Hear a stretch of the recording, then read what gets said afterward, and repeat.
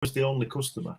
And so there were like, I don't know, 25 tables with 4 chairs on each table. Mhm. And I went to this table and I sat down and started eating. This girl came in and ordered, and she sat on the same table as I did, opposite me. All the tables were empty. So I said hello, I spoke to her, and she just looked at me like I was a serial killer or something. I can't. I said to her, well, you joined me, everywhere else is empty. So she just looked at me, anyway. I just ran. Somebody has a crow outside their window. Yep, that's my place. Sweet. Yep. Come on in, everybody. We Ravens. see you out there. It's okay. It's okay. We're going to try to talk comics today here on Sunday Funnies. For the first time. We know how this conversation rolls, so it's okay. Yeah, right. There's there's a pair of mated ravens that lurk around here as well. They have a slightly different caw. So Yeah. It's no, when you hear it, you're like, is that a no? That's not right. It's not a crow, but it sounds a lot like one. I wouldn't be able to tell. I could tell the difference between a crow, but If you saw a raven and a crow next to each other, you can tell the difference. Ravens are huge. You just have to dodge the armadillos and the alligators. apparently, Yeah. especially the armadillos. I didn't even know they were dangerous until a few weeks ago. Oh, Crows are big. I don't either. Ravens are really big. Yeah, yeah. Here's the opening, folks.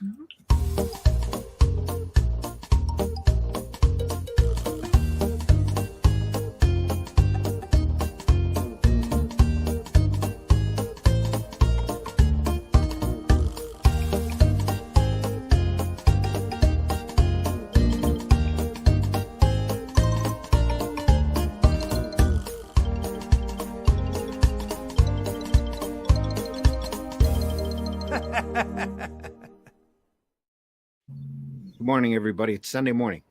Here in the States, it's Memorial Day weekend.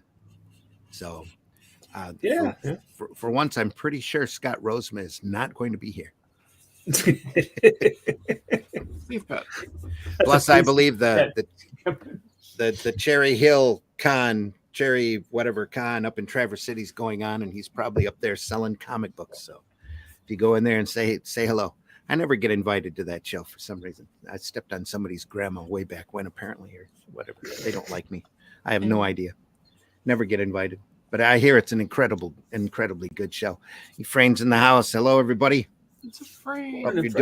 Hope you're doing well. Levi's in the house. Levi, good morning. Good morning. Anytime you want to get a camera and a microphone, buddy, you are more than welcome on the air. I'd love to have you on. It'd be great. Carlos from Peru. You're from the Peru. Yeah. Hope everything is well. Says today is Chad Perkins' birthday. That's okay. Yeah, We it won't is. hold it against the day. Yes, it's true. It's okay. We do wish Chad a happy birthday. We really glad you're in the house. See, it's nice to see you. Yeah. Moving around. Yeah, it's great seeing you. I'm just happy you're feeling better and that your treatment went great. Yeah, I mean, just waiting for whatever. I haven't found out how it worked out yet. I have a doctor's appointment until a couple of weeks from now, but the medicine she has me on, I didn't even realize there was the problems that I was having beforehand. So since the medicine now is like a whole different person. So Part of the get that disease regulated. is that it just creeps on you and just erodes you, keeps getting worse and worse. Well, apparently, yeah.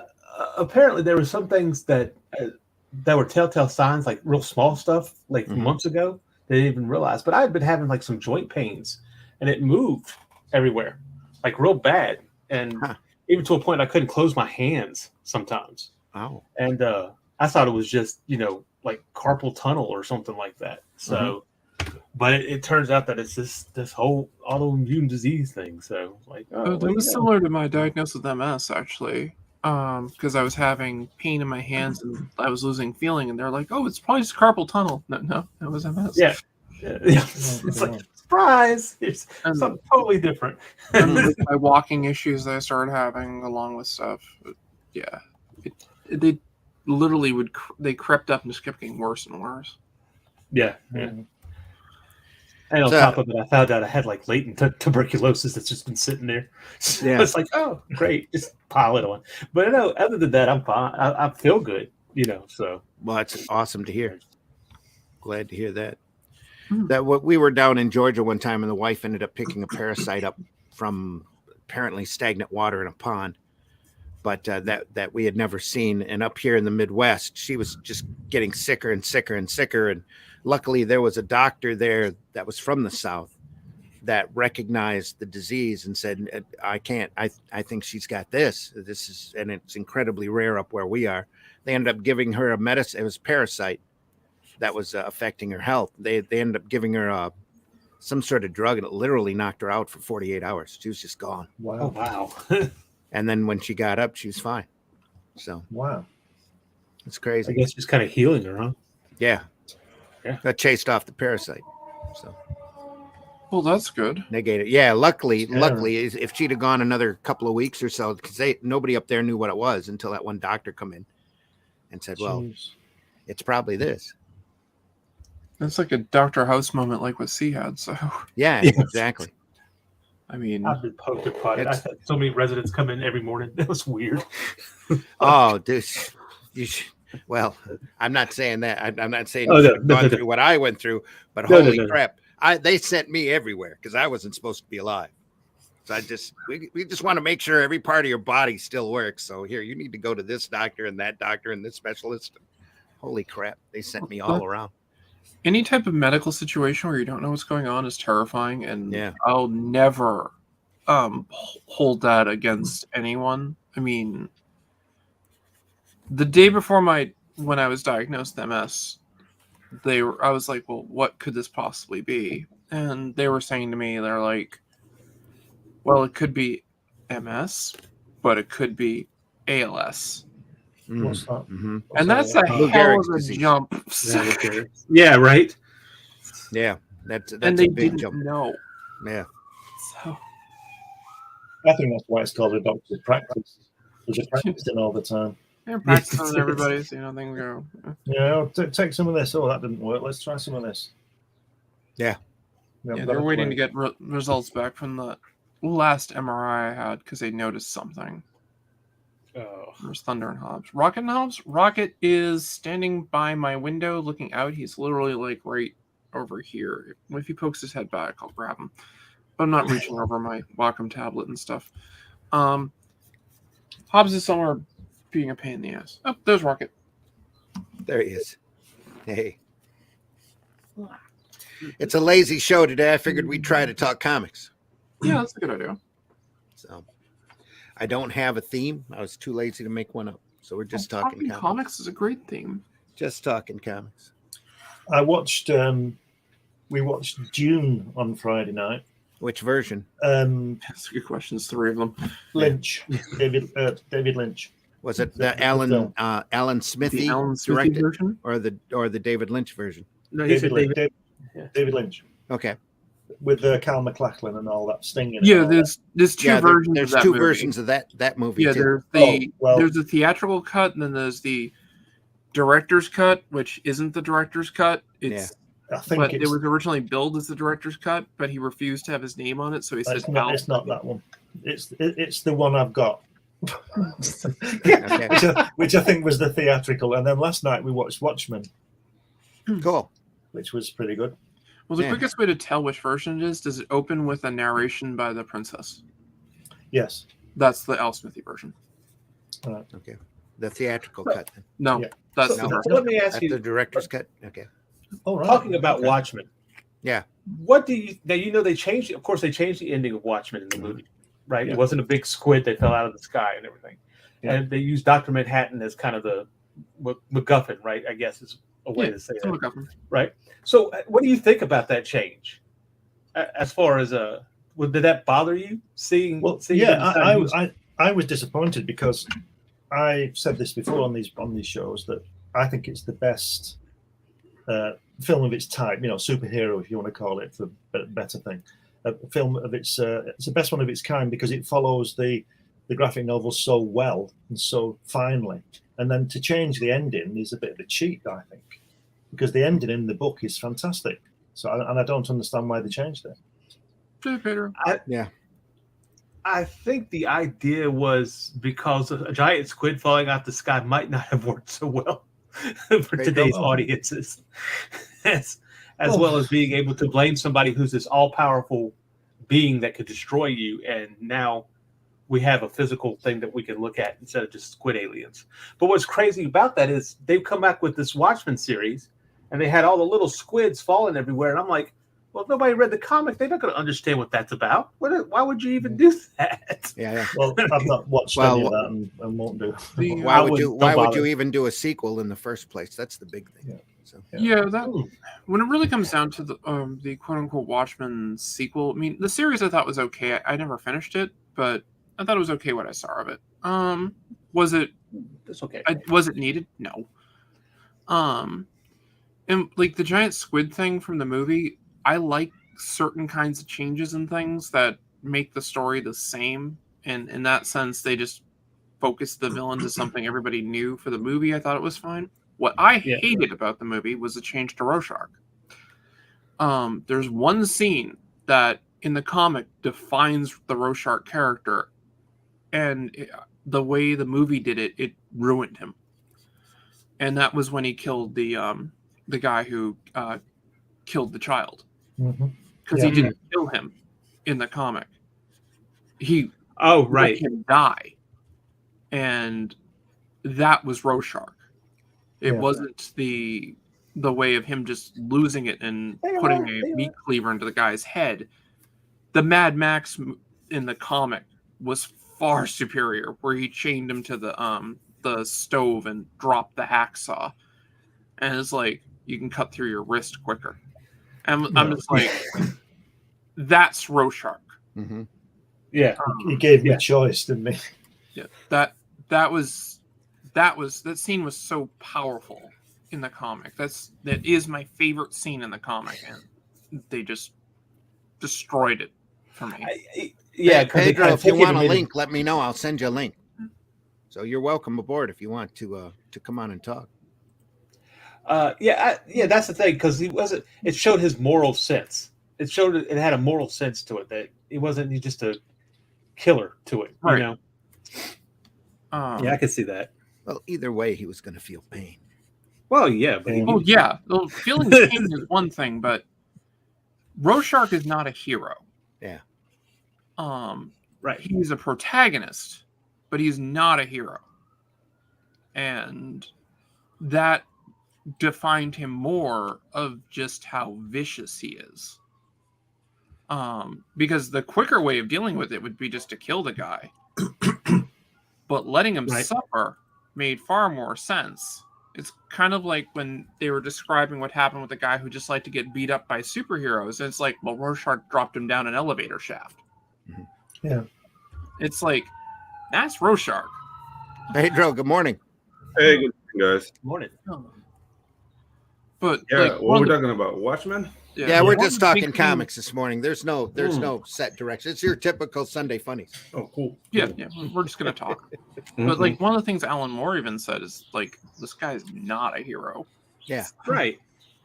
Well, they were all, they wanted to use the Charleston heroes, right? Well, yeah, he wanted to use the Charleston heroes, but they didn't let him because we just bought these things and you're gonna wreck them. Yeah, let you use that. What? That's what they said. Dick Giordano told him this is an awesome story, but we can't use it because we wouldn't be able to use these characters again. Why don't you create your own? Yeah, I think. But I mean, Peacemaker, who was like the comedian character. Yeah, they were all archetypes. Yeah, they were all Peacemaker. But that's a test of what limitations do to creativity. Because if they didn't allow them, if they allowed them to use those characters, we wouldn't have the Watchmen universe, which I think it's amazing. And I don't know, you didn't mention the one critical fact of the Watchmen movie, and it comes from a time when we were actually expecting superhero movies. That doesn't happen anymore. I haven't seen Guardians of the Galaxy or anything. I'm done. I want superheroes to go back to comics. Just stop it with the movies, man. I'm done. I think that the last Guardian that was great. Comics from the corporations are just completely spoiled and done. As far as I'm ruined. concerned, these retailers that are out there surviving now are literally hanging by the skin of their teeth. And Exactly. Bless them all. And Yeah. it would be nice to see a couple of companies rise up and actually do products that they can sell. Like the stunt that Marvel just pulled with the foil covers. Have you heard about that? Yeah. Where they're not giving retailers a discount. You have to pay cover price for these covers and then sell them to your customers. It's like, where's your idea of marketing here? Where's the incentive there? Where's the incentive? Yeah. And that's the thing. Like, even if the movies are great, it's like being in a toxic relationship. If your boyfriend hits you, no matter how good he gets, he already hit you. You know what I mean? That's how I feel about all these movies now. Like, hey, Guardians of the Galaxy is great. Like, yeah, but the damage is gone. What, you know what? Let me tell you this. Just leave. Yeah, exactly. So there you go. Don't go to the movie theater. Pretend they don't exist. Just don't worry about it. That's what I'm doing. I mean, that's what I'm doing. Well, the thing is it's an example of how Hollywood actually works. Something comes out that's really makes money. Everybody wants to capitalize on it. Then everybody wants to stick their finger into it. Yeah, that's exactly how it is. And make their own imprint on it. And when Marvel's going around boasting that they've got writers on these films that have never read the material, there's a problem. Yeah, that's a problem with anything that you adapt. You're going to have an atheist sit there and do a movie about the Bible. Let's see that happen. Yeah, like let's do. Noah. I don't know about that. I know several atheists that are biblical scholars. Like literal, they have like doctorates in. That's why they're atheists.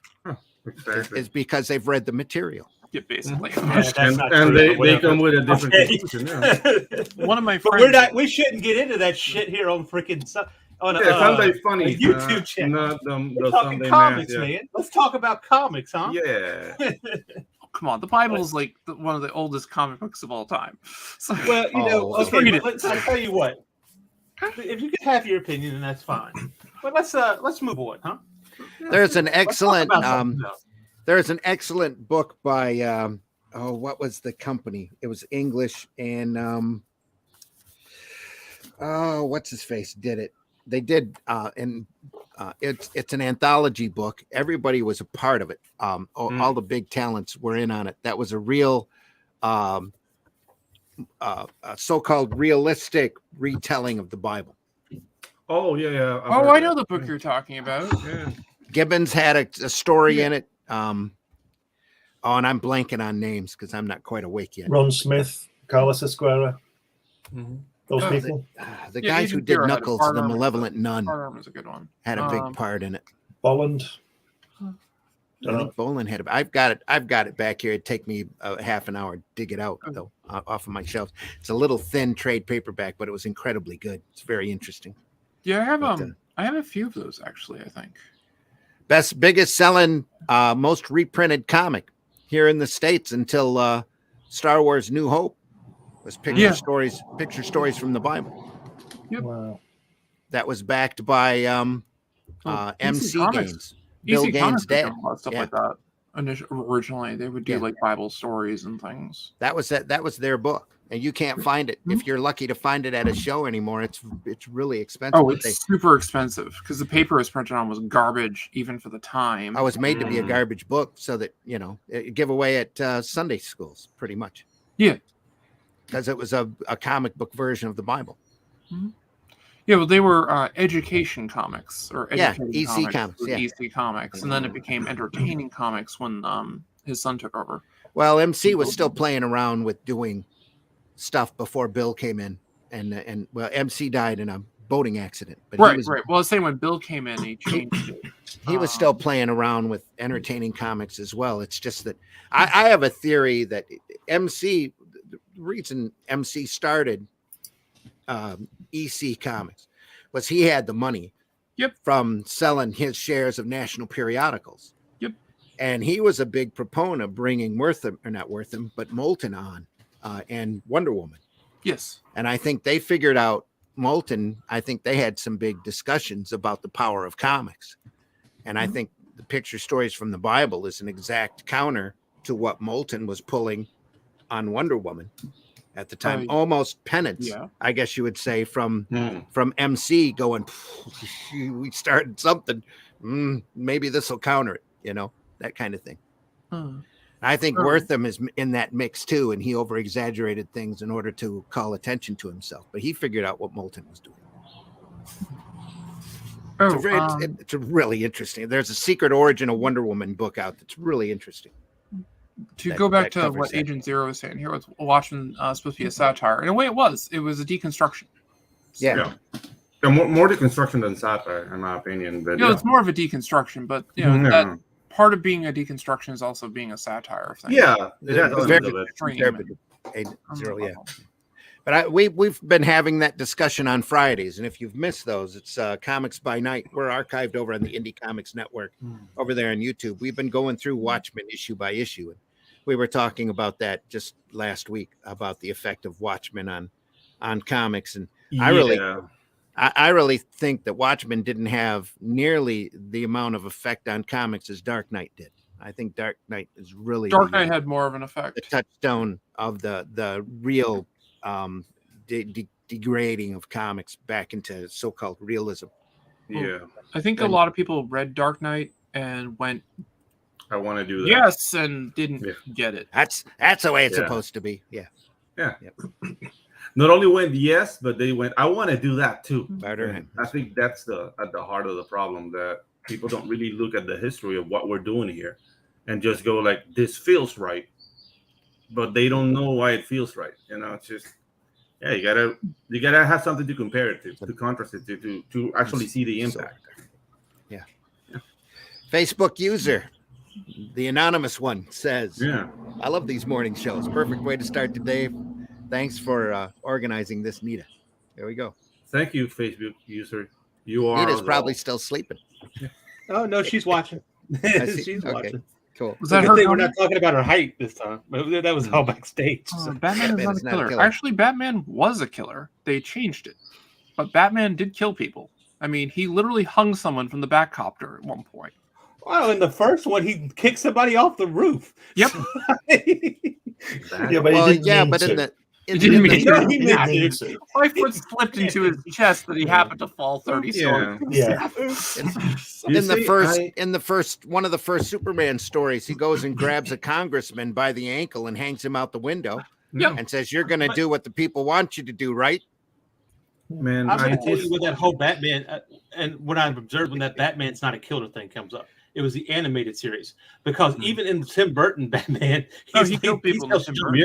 Straight up, dude, he came out with the M50s, the 50 cals out of his car on Batman. From what I understand, the reasoning was there was a story where he was in a plane and he shot down a giant ogre, and he didn't like the way he miserably died and decided to stop using guns. Okay. Yeah, that was they had to have a story reason to write out the guns, because I believe were they national at the time, or were they DC then when that story? No, they were national periodicals. Because I mean, Bob Kane said straight up, he's like, "Well, Shadow's got a gun, so Batman's going to use a gun." Yeah. But yeah, they wanted them to be a little bit more kid friendly, so they removed the gun from Batman. Also, why they brought in Robin. Yep.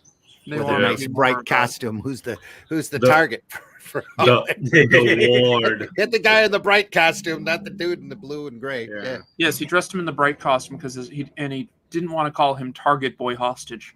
Yeah. Exactly. Yeah, dude. The thing is, like, the concept of the ward doesn't is make always sense today. Oh yeah, thank you. Is that people really have to go into like, what is he? Oh, he's his ward. He's his ward. His ward. I love Stan Lee's comment on it. He's like, "It's endangering the child." I hate sidekicks. Yeah. Yes, Tim Burton's Dark Knight. Tim Burton's Batman movie was informed by the Dark Knight. That is true. It was. He literally carried a copy of the Dark Knight around with him while filming the scene. Yeah. Filming like the movie. The tone also was very informed. Yeah, the 1989 Batman movie is a visual masterpiece, but it's not really Batman to me. If that makes sense. No, absolutely. Yeah. And it's something I kind of agree with Kevin Smith on. And like, I don't like worship at the altar of Kevin Smith. I thought Clerks was funny when I saw it and stuff like that. But The first one was good. But Dogma, he has good opinions. in my opinion, Dogma is pretty close to genius and about the high point of his career. Oh, I agree with that. Well, Dogma, yeah. But the things that like he had said something like Burton did the Planet of the Apes movie, and the ending of Burton's Planet of the Apes is slightly closer to the book ending of it. And like it's been decades since I've read the book, so I don't remember. And I saw the Burton movie once and went, "That's enough." But the Kevin Smith had, like, somebody says like, well, they like use your ending for the movie that you had put into one of your Clerks comics or something, or Jay and Silent Bob comics, and he was mocking that he was angry because he wasn't. He was just like, whatever. This happens. Things don't exist in a vacuum. People get the same idea and put stuff in. And he goes, I don't think he was inspired by me at all. Then Burton had like this, he like went off on him saying, I would never read any comic book by Kevin Smith or anything like that. And he goes, let alone. Actually, he said, I will never read a comic book. Yeah, and especially one by Kevin Smith. Kevin Smith goes, well, that explains the first Batman movie. Yeah, exactly. Yeah, I remember that thing that he had this like the Scissorhands came out. Yeah, back when Kevin Smith was cool. And yeah, the thing is, like, I didn't enjoy his vision in Planet of the Apes. I don't know, like I couldn't get through half that movie. It was just weird. It felt like Willy Wonka-ish to me. Well, it's like his version of Willy Wonka. It's like, okay, I saw that. Don't need to see it again. Yeah. I like the Charlie and the Chocolate Factory. But my question is this. Can somebody please explain to me the freaking twist at the end of the Tim Burton Planet of the Apes? Because I don't get it. He basically I honestly don't remember or something, but it's a new reality. He shows back up at Earth. Yeah. Right? And he goes up and instead of Lincoln, it's Tim Roth's character. I can't remember what Tim Roth's character is. Apton. Abram Apton. Yeah. Yeah, it was dumb. No. It was dumb. I didn't. Yeah, the good thing about the Heston ending was the fact that he realized he was on Earth.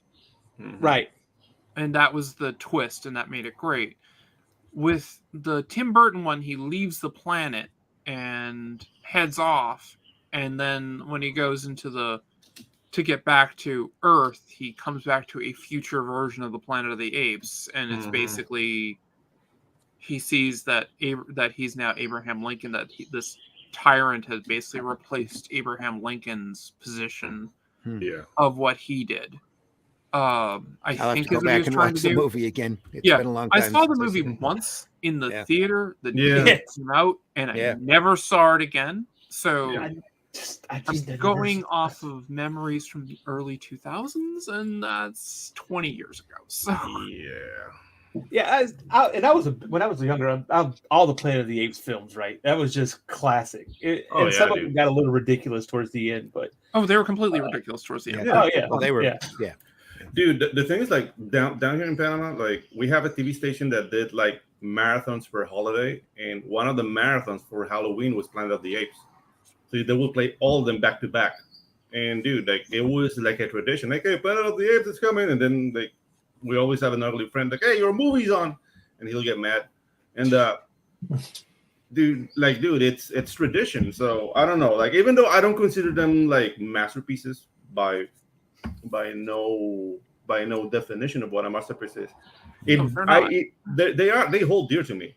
And when Tim Burton's like, I'm making my Planet of the Apes, the moment they say my Planet of the Apes, I tune out. It's like, dude, do your own thing. Do your own thing for real. Don't grab things that are already established. And like, I'm gonna put my twist. I didn't mind who was it that just did that trilogy that just came out? Rise of the Planet of the Apes and those are fun. But that was a new thing. That was a new thing. Yeah. They're not reimagining. Like, okay. Yeah, you're right. Yeah. Yeah, they're reimagining.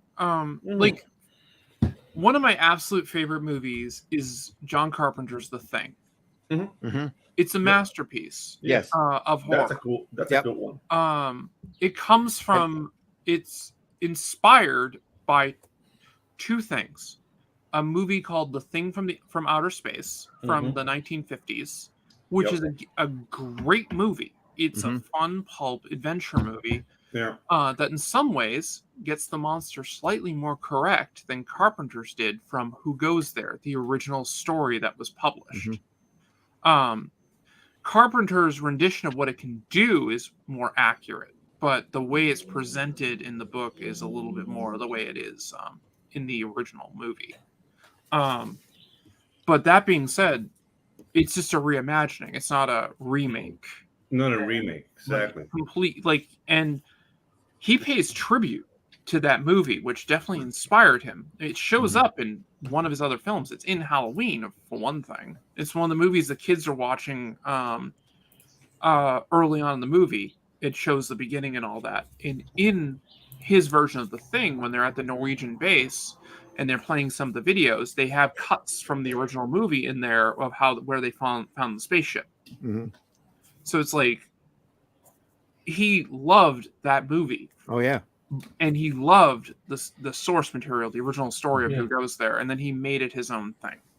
Yeah. And I didn't really mean it to be his own thing, but being his own thing at the same time. Yeah, we know what you meant. Yeah. But it's a masterpiece. It's a great horror movie, and it bombed in the box office because it came out across E.T. and who wanted the cute alien versus the murder. Yeah, it picked up though once it got out on cable. It's a cult classic in that sense. When it hit video, and like a lot of those for the films first time, like 80s. a couple of weeks ago. I'd never What? seen it before. That's I just watched it for the first time. Oh wow! Yeah, I was gonna say like a lot of movies from that period, 40 years later, still holds up. Yeah, dude. Yeah. A movie like that is like Big Trouble in Little China, for example. That's a movie I can watch over and over and over again. Yep. And it's just like that's a fun movie. Yeah, I'm a sucker for kung fu movies, and out of the American, I don't know, production, that's again the closest Carpenter. Thing. Yeah, that's the anything Carpenter does, you can sit through. Yeah, it might not be perfect by any stretch, but you can still be entertained by it. Yeah, that's the thing. It's not supposed to be perfect. Like there's no perfect movie anyway.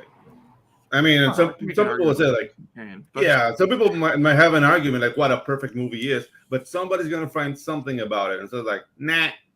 Like Ben-Hur, I've heard people say like it's too long. What movie? There's no winning. Ben-Hur. Not the remake. Yeah, not the remake. The original with the Charlton Heston movie. Yeah. That's a good Heston movie. It was a fun movie. Yeah, it was good, but I've heard somebody said it was too long. It's like, I've heard people say Citizen Kane was too boring, and I'm can't like, please exactly. You can't please anyone. So there's no perfect movie. Well, everything. I think it depends on where you are. Yeah. Sorry.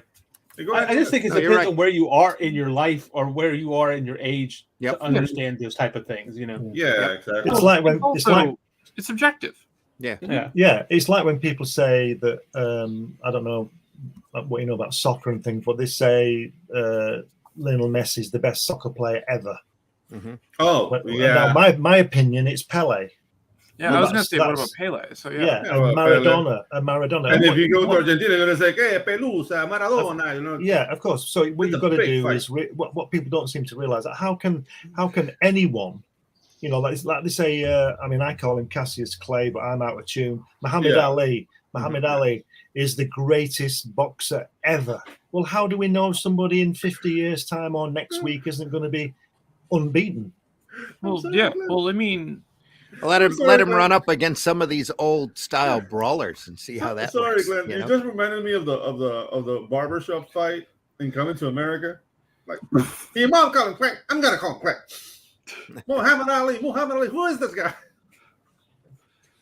Sorry about that. I know who he is. I'm just saying that. People say he's the best. Yet sometimes the exact opposite is true too. Because I sat through Superman 2 and Blade 3 for a second time within the last few years. Neither one of them movies hold up. No. Yeah, I didn't. I remember going to the theater and loving this movie, and oh my god, it was horrible. You're talking about Blade Trinity? Yeah. Yeah, the Blade movie that's not about Blade. Yeah. How's that gonna fail? Yeah. It's like, nah, dude. I never liked the marketing for that because it was like the first he fought their gods, then he fought their demons. Now I fight the first one. I'm like, well, now we're just kind of going down. Yeah, Like, exactly. It's Yeah. like it doesn't feel like we're raising the stakes here. It's just a horrible film. He's running out of enemies. It's just I like that's the thing. first Like, one. he's I will just- fight for the first one. The first Blade Yeah. was brilliantly Oh, yeah. placed. Yeah, dude. Every freaking scene led into the next scene. Dude, and Everyone the thing was is, like, important. the time that movie came about, nobody was expecting a superhero movie this cool. You know Right. what I mean? That's very true. Yeah. Yeah. We had like Superman, which is awesome, Mhm. but it's an 80s movie. Yeah. But the music of Blade, the scenes, everything, the look of and everybody, I don't know. Like, is it before the Matrix? I think so, right? So yeah. it's the same Yeah. time frame as the Yeah, Matrix. same time frame. It came out about a year before the Matrix. It came out Before in the Matrix. 98. It's Maybe 98, 98, 99. The Matrix was in filming when that movie was made. It was in Yeah. pre-production and everything. So So yeah, like the music it's that like I really love drugs kind of music. You know that kind of stuff. Yeah, It was 'cause it's a Rage was product of big. its time. So yeah, X. like the soundtrack didn't age well, but the movie's awesome. Even Superman 1 has its horrible cartoony moments. Yeah. Well, Ned Superman Ned 1 has Beatty is problems. just horrible, and Hackman Oh, is dude. just Dude. chewing scenery in that film. Dude, Really bad. I can watch that movie over. And Yeah, I over can too. so, dude, Yep. that's Absolutely. and it has a better soundtrack than Blade. That's something Well, very important. John Williams. Yeah, exactly. So Also, I'm a diehard Star Wars fan. I Mhm. mean, even the Star Yeah. Wars movies that I don't like, I still love. okay. Wow. But the I drew the line. the Like, soundtrack oh of yeah. Superman Mhm. is my favorite soundtrack by John Williams. Okay. Okay. I mean, And I don't it's go by similar to author. Star Wars, though. Yeah. Because It is. sometimes I'll try to start And right humming in that- Star right in that Wars and pocket. come up with Superman. So Yeah, but the things that I don't know, like with soundtracks, I go with what they want to make me do. So the Superman soundtrack makes me want to save people. The Conan soundtrack makes me want to kill people. And the Please don't Battleship, listen to Source that, material. yeah, Battleship Yamato soundtrack makes me want to join an army. And that those to me are the three like top, because I mean there's amazing soundtracks everywhere. Like the Last of the Mohicans is one of the like that makes me want to run for some reason. But that's the thing. Like if a soundtrack does something to you, it's said to be Run or racist. run away. No, just run, dude. Like those Okay. guys don't stop running in that movie. If Daniel Day-Lewis, like he lost like 60 pounds. They're running everywhere. Yeah. even the poster for that movie was him running. Yeah, It was. Yep, it was him running towards the screen. yeah. Yeah. That's Yeah, an should awesome be- movie too. You do a T-shirt, Pedro. Run, Pedro, run. Run, Pedro, run! Yeah, yeah. It's just I think and they that's were- amazing. Like, yeah, that's the Superman. I don't remember the Blade soundtrack, so maybe with a better soundtrack, it's gonna be a better movie. I'm not Well, saying they took a lot of it's the not techno music and yeah, of the time and put it in. yeah. I mean, it was mentioned. Hmm. Well, I'm sorry, I didn't mean to interrupt you. well, Go ahead. Sorry. Well, when Star Wars being filmed, the original movie, one of the things that they wanted to do with it, this was 20th Century Fox. They wanted Lucas to put in a very techno disco soundtrack. Yeah, Oh, that would have been a great Star Wars holiday special level. Yeah, and Great. Lucas was like, "No," no, Yeah. and put his foot down. dude, you guys never Hardest saw decision he ever the- made. Yeah, never. I saw. never Sorry, the Pedro. disco record. You never saw like the disco record for Of Star Wars. Yeah. Yeah. Like the cover had nothing to do with the movie. Yeah. It was like da. They didn't want to cut in on the any copyright. Well, that disco thing, they Yeah, spoke it great in Saturday Night Live. exactly. Bill So- Murray doing the lounge singing song of Star Wars. I saw a great clip just yesterday by Mark Hamill, Yeah. where he says when I was there, I had to be on set with for the first scene of Darth Vader. Darth Vader comes walking in, and I went up to George and I said, George, don't you want to make a side shot of somebody, one of the stormtroopers are going or so going, that's Darth Vader, the evil Lord of the Sith. And Yeah. Lucas looked at him and said, the guy's all dressed in black. He's walking into a totally white room around people all dressed in white. They're gonna get the idea. Yeah, right. And everyone around him is dead. Yeah, and contrasted with the new sequels. Oh, Knights of Ren. Yeah. Nice. You remember that scene? Like, dude, that's one of like I want to walk out of the theater when like the Knights of Ren were coming in, and then the Stormtroopers are like the Knights of Ren. Nice. It's like, ugh. Just completely opposite to what you're describing right now. Like, dude, just show, don't tell. Exactly. That's why I draw the line. Like that. Totally missing the point. Yeah, the last Star Wars movie for me is Rogue One. Oh, dude, I stood up after Rogue One played, and I went to see it with the son-in-law, and I turned to him. I said, "There's 2 hours. I'm never getting back." Yeah. I mean, I'm never gonna get that back. Never. Rogue One is not like a great movie, but it still feels like Star Wars. Like the new ones is just not when you.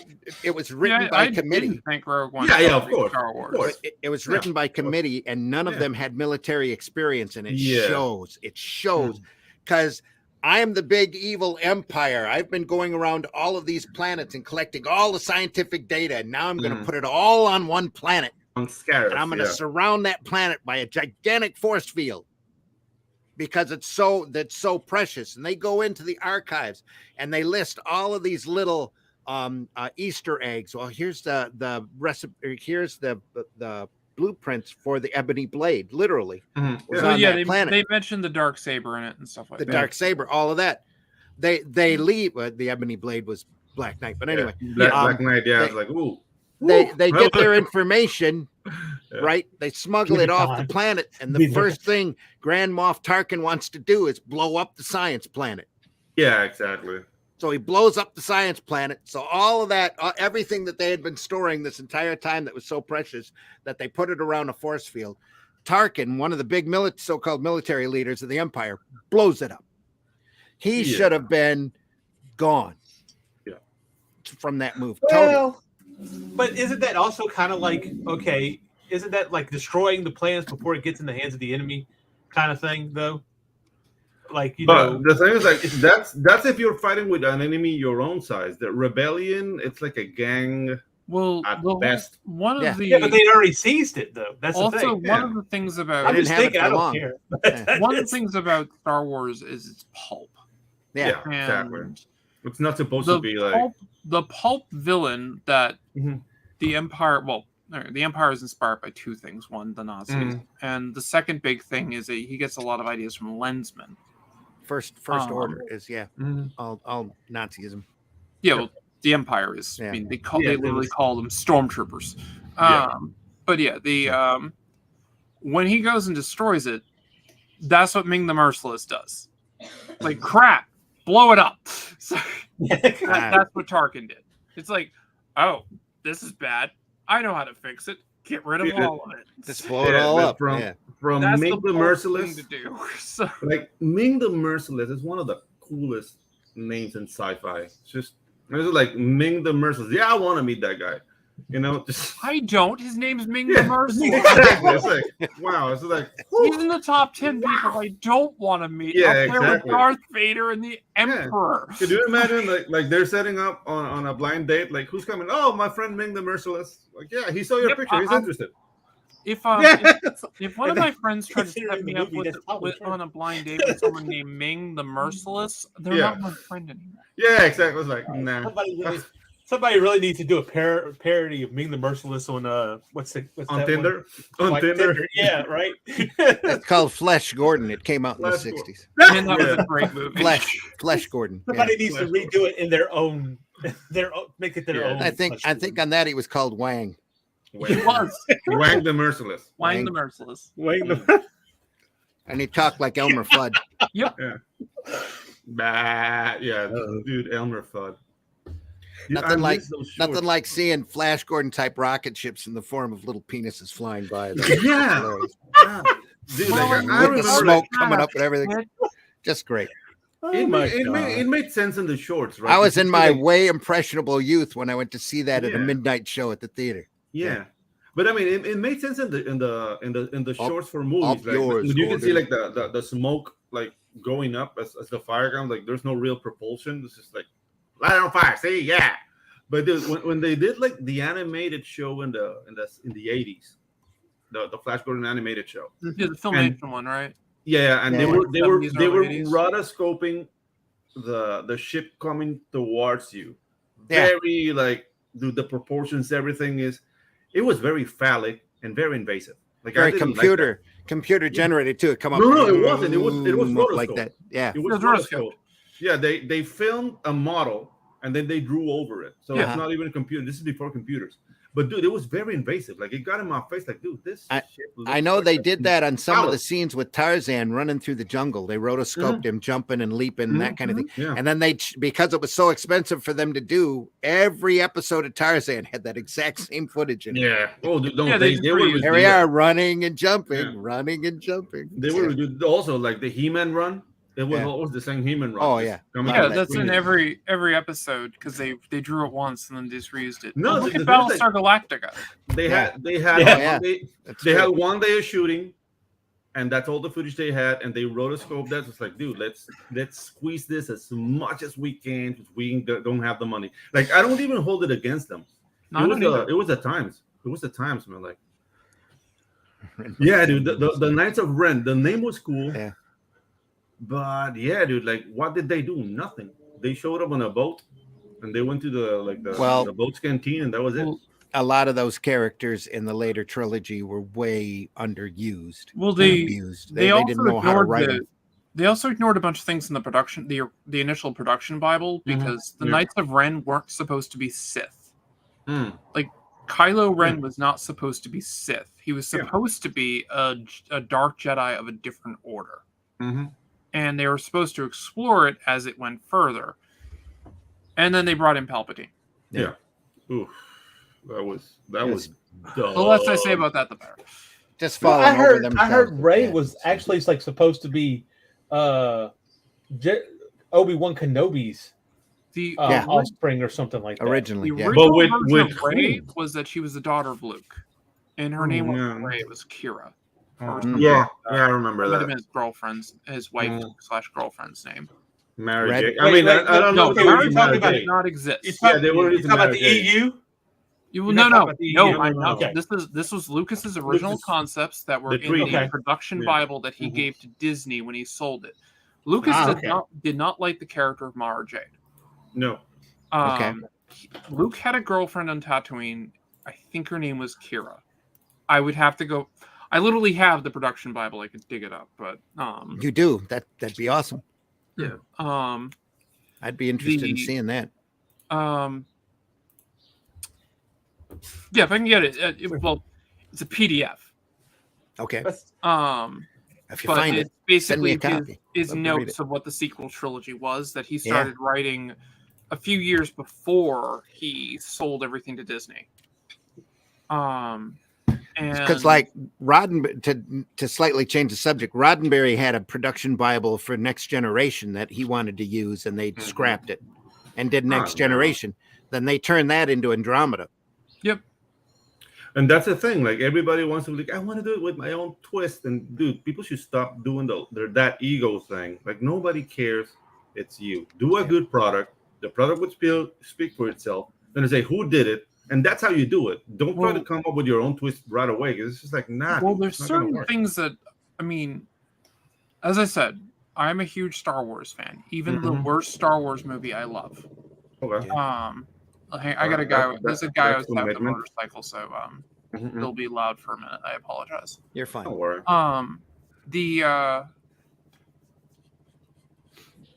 was I saying? Yeah, there's even the worst Star Wars movie I love, and what you consider the worst Star Wars movie, I might not consider the worst Star Wars movie. I do not like The Rise of Skywalker. That to me is the worst of the Star Wars movies.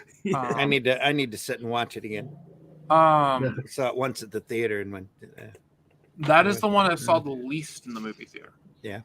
And it's funny because the only other Star Wars movie the one that I saw the most in the theater was the one that I hated the most in comparison, which was Attack of the Clones. I saw that 32 times in a movie theater. Wow. I agree. I didn't pay for it 32 times, but I saw it 32 times in the movie theater. The thing with Attack of the Clones is that it has sequences that are legendary. There are sequences in the movie that are legendary, but the movie is a piece of crap. Not really. It's Nah, I mostly can't crap. think The of only it. thing that's somewhat cool is the stuff they cut out of it. Yeah. Dude. Everybody upset about the whole Mandalorian Power Rangers, whatever, kids or whatever. You can blame Attack on the Clones for that one. Yeah, exactly. Somewhat, You can blame Attack on the Clones. But the thing is, like, if it wasn't for that freaking diner scene that just took you out of that world completely, and I understand what he was doing because it's the same thing with Jabba's palace and the gangster, and that was his thing. But it's like you made it two 50s, and it just took me out. The sequel trilogy, the overall villain that Lucas had come up for the sequel trilogy was Darth Maul, and he was building off the idea that Darth Maul becomes a crime lord. Yeah.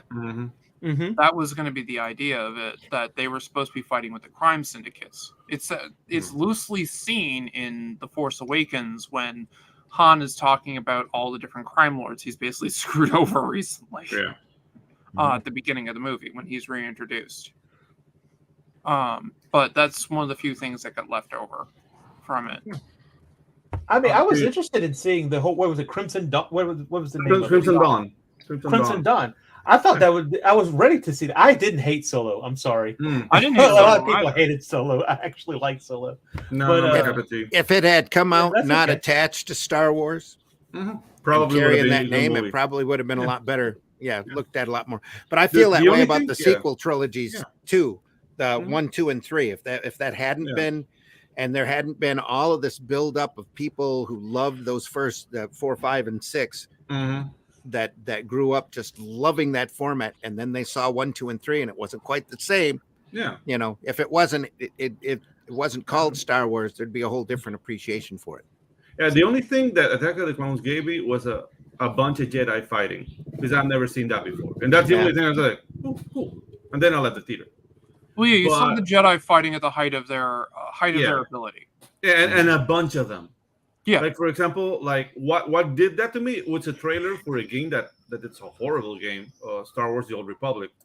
When you see a bunch of Sith fighting a bunch of Jedi, like Star Wars: The Old Republic.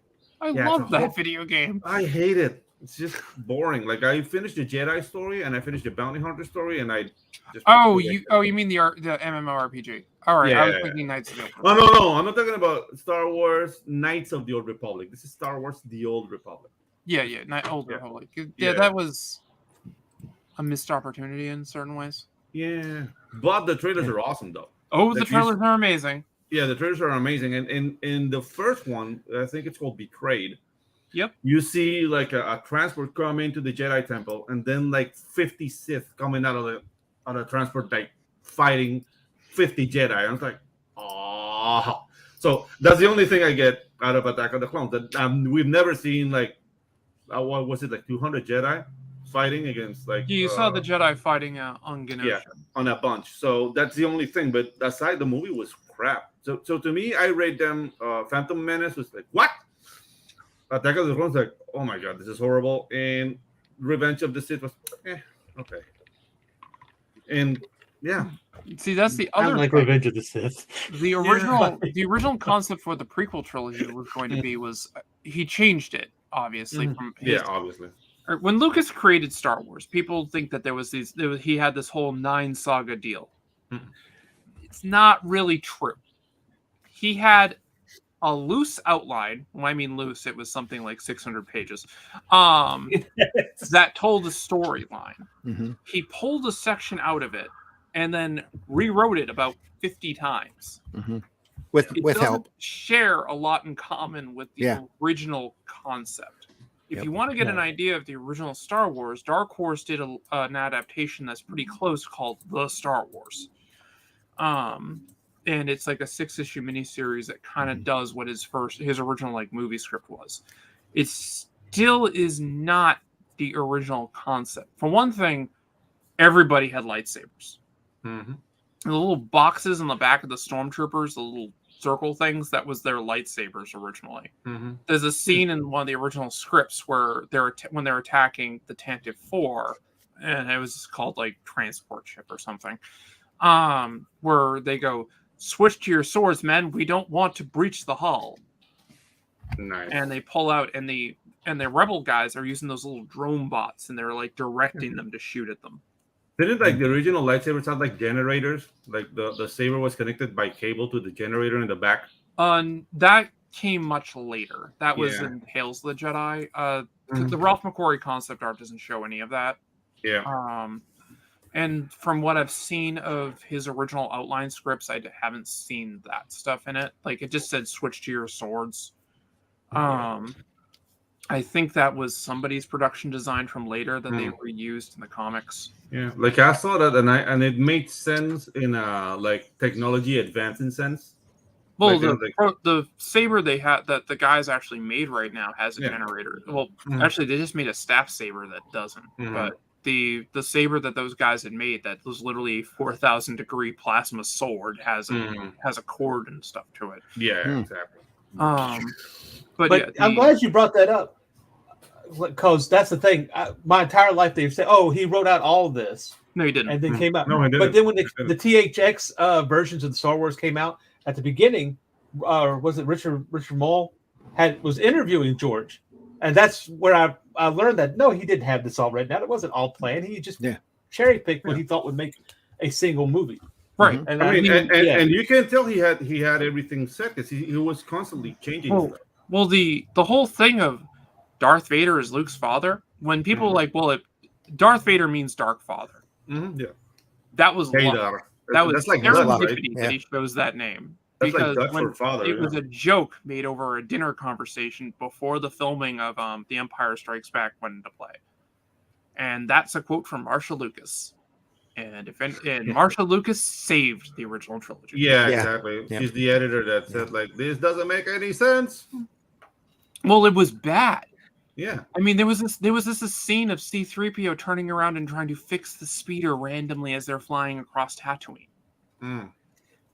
It's like, and it was just like this back and forth conversation. It's like, 3PO, this is broken. Can you try to fix this? And she's like, yes, master, I shall. And he's like turning and going back. And Marshall Lucas is like, George, this is dumb. Okay, George, this is dumb, and you are dumb. But see, that goes to show you too why Star Wars. That's what somebody said. Oh, give it back to George Lucas. I said, did you see the prequel trilogies? One, exactly. You don't want to do that. I said, and two, you don't realize that it's not just one person that makes these things. It's not just one person that brings this to the table. And it's. I mean, the guy's a visionary. He's a visionary, but he didn't do it by himself. You know, right? And like I said, there's such an aura of nostalgia around 4, 5, and 6. You're not going to be able to match. Yeah, you're not going to be able to please everybody on that, or even most of the people. There was nothing like it when it came out. Yeah. And that's one of the things that makes it timeless. And the thing like we grew up with it. It's one of the things that made it a hard sell too. Yeah, trying to explain to people what you were going to do with it. That stuff was all done back in the 30s and 40s. We can't, Yeah.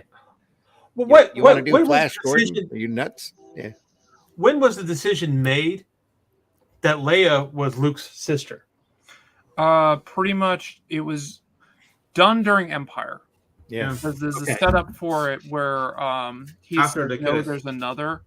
And he was referencing another Skywalker, and that was Leia, which you knew Leia was the adopted daughter at that point. Of the Organas, but I don't think that is actually mentioned in the movies that she's the adopted daughter. Yeah. That comes from the novelizations. It's like, Darth Vader is never referred to as the Dark Lord of the Sith anywhere in the original trilogy. That comes from one of the making of shows that Mark Hamill narrated when it has Darth Vader coming onto the scene. Darth Vader, the Dark Lord of the Sith. Yeah. What the hell is that? The only question I have with that whole decision was that decision Leia's the sister before or after the kiss and Hoth? That's the only thing that makes me. The script had been written. The shooting script had been written. So they're dirty. So they're dirty scoundrels. Well, they didn't know. That's what they are. Yeah, they didn't know. And let's look at it this way. It could be a reference to classic royalty. What they did is nothing compared to that. Just look at Game of Thrones. So yeah, we're gonna get like the Belgian monarch and the pretty much all the monarchs. So Glenn, Dune. We're talking Dune.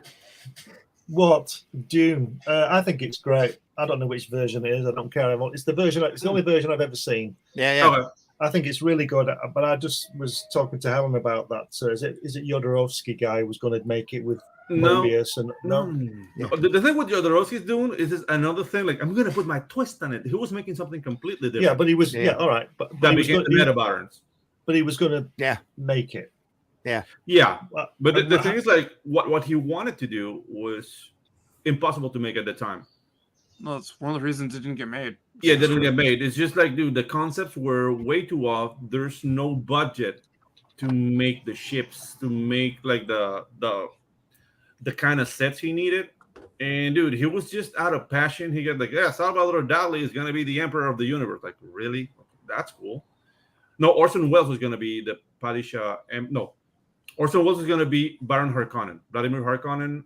Salvador Dali was going to be the Emperor of the Universe, and he got like all this like amazing, like they got those, but it's all Jodorowsky's talking about it. Mm-hmm.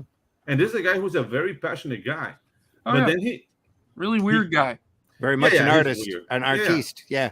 Dude, have you seen his movies? Like his actual movies? Yeah, the ones he produced. Like I've watched most of his stuff. El Topo and all that, dude. It's just like surreal. Mm-hmm. You want to take a shower afterwards, kind of movies. It's just, I don't know. It's not my cup of tea. But yeah, I'm really happy he's doing Dune get made. Just he was not the guy for Dune. Then again, like the David Lynch version of Dune, which is very limited. And the things like I like the David Lynch version. I thought it was really good. Yeah. Yeah, he hated it a lot. He hated it though. Because he couldn't make it the way he wanted to make it, and that's the same thing. Like I mean, I don't want to toot my horn or whatever, but I had a dinner with Rafaela de Laurentiis, and you know that movie was produced by Dino de Laurentiis. Mm-hmm. Yep. And I'm talking to her, and we were talking Conan and Conan the Destroyer, and we talked. Then she got sad. Like there's so many things we wanted to do with that movie, but it's just like it was impossible. They had to film it in Mexico in the Mexican desert. Dude, the people were getting heat stroke because the steel suits were just rubber, and the Mexican desert people were getting heat stroke and like passing out. Like it was a very difficult production. It's like wearing scuba gear in the desert. Yeah. That's it was literally what it was. Yeah, it was. And dude, like, and the thing is, like, the pageantry of David Lynch's movie, I like it better than the sci-fi. That sci-fi adaptation was dry, just horrible. Yeah. It was horrible dry. Just fell asleep real easy on that. Even though some of the concepts, and the things like you fell asleep real easy because they were trying to adhere themselves more to the books. Yeah. And the books are very, very brainy. There's a lot of things. There's a lot of inner dialogue, and putting that in film is just like, it's not gonna work. Hard to do. The new version of Dune that just came out, which adheres a lot closer to the books in ways. No, there's some things they're leaving out. There's a lot of things that we're leaving out. They leave things out every episode. Yeah, exactly. But the things like the sci-fi is the one that tried it the best so far. My friend Drew, who his favorite book is Dune. Mm-hmm. Yeah, and I saw that with him. Yeah. The only Dune movie that made him happy was the recent one. Really? Yeah. He loved it because he's just like, they got the look, they got this, they have this feeling, this is here. He called to this. It was like listening to him just like I'd already seen it, so going with him to see it, I went to see him geek out over it. Okay. So one of the things they didn't get properly on this on this new adaptation was the Bene Gesserit. For me. Oh, I thought they were pretty accurate. No, they weren't. Scary telepathic martial arts women who are trying to control everything. There's so much more than that. That's the thing. Like they control their body to the level of genetics. Yeah. And that's something like when Gaius Helene Muhiam comes in and interviews Paul. That interview, like there's some elements that she recognizes Baron Harkonnen in Paul. The moment he walks in. The litany of fear is not even explored. Like how Paul survived like the pain-inducing box was through the litany of fear. It's not explored at all. Like the one she's saying the litany of fear is Oh, I'm blanking out. I'm blanking out on the name. The mother, Jessica, is doing the Litany of Fear, but Paul was doing the Litany of Fear. It wasn't. Yeah, It it was was. He just transposed the sequence. I mean, yeah, and that's one of the things. Like, for example, me, and this is subjective. Maybe your friend like, dude, I love doing that. I've read even like the prequels and sequels written after Frank Herbert. Yeah, they were horrible. Dude, pretty much after Children, I gave up. I read the original 6 and went, no. Yeah, dude. And the thing is, like, even the Butlerian Jihad was destroyed. Because, I mean, the Butlerian Jihad was supposed to be, like, the way I interpreted it in the books, in the original books, it's like a conceptual warfare of expanding the human mind and stop using computers, and they turn it into, you killed my baby and you're all going to die. Like, it was just like, dude, no. So, I don't know. Like, this is a moment that with Dune, the Dune fans get so much into Dune that it's impossible to make everyone happy. Well, and the Star Wars fans. Yeah, the Denis Villeneuve movie, it's good but flawed. Like everyone trying to adapt Dune, it's just people get too many things out of Dune to say like they're going to make everybody, or this is like the quintessential Dune production, and that's my opinion. Like I don't know, like some people would be like, oh, this is it. I don't know, man. I love the David Lynch version of it because I think the setting, the way he did things, the shots, the shots, just the navigator scene was amazing. The fact that he didn't even try to adapt that scene in the recent version, I think is a testament to how powerful the Lynch scene is with the navigator when he does the moving of space. Yeah, we see 3 problems. We see 3 houses. I love the Lynch version. It's flawed, but I love it. Yeah, it's flawed. The thing is that and the thing is that have you seen the 4-hour cut of the Lynch version? Yeah. Like the fight. I think with that's what Russ had. Yeah. Yep. Or not Russ, Glenn. I think that's what Glenn had. Yeah. The fight with Jameis, it's like quintessential to the growth of Paul because it's like the first man he ever kills. Yep. And it's like, the child must die so I can become the Duke. Then the Duke must die so I can become the Kushat Haderach. Like all that journey, it's taken up from the original cut because he doesn't fight Jameis and he doesn't need to kill him. So it's little things, man. Little things that just irk me the wrong way because I'm a nerd. We all have our nerd favorites. Yeah. The new version of Dune, my favorite sequence is the Sardaukar, the planet with the Sardaukar.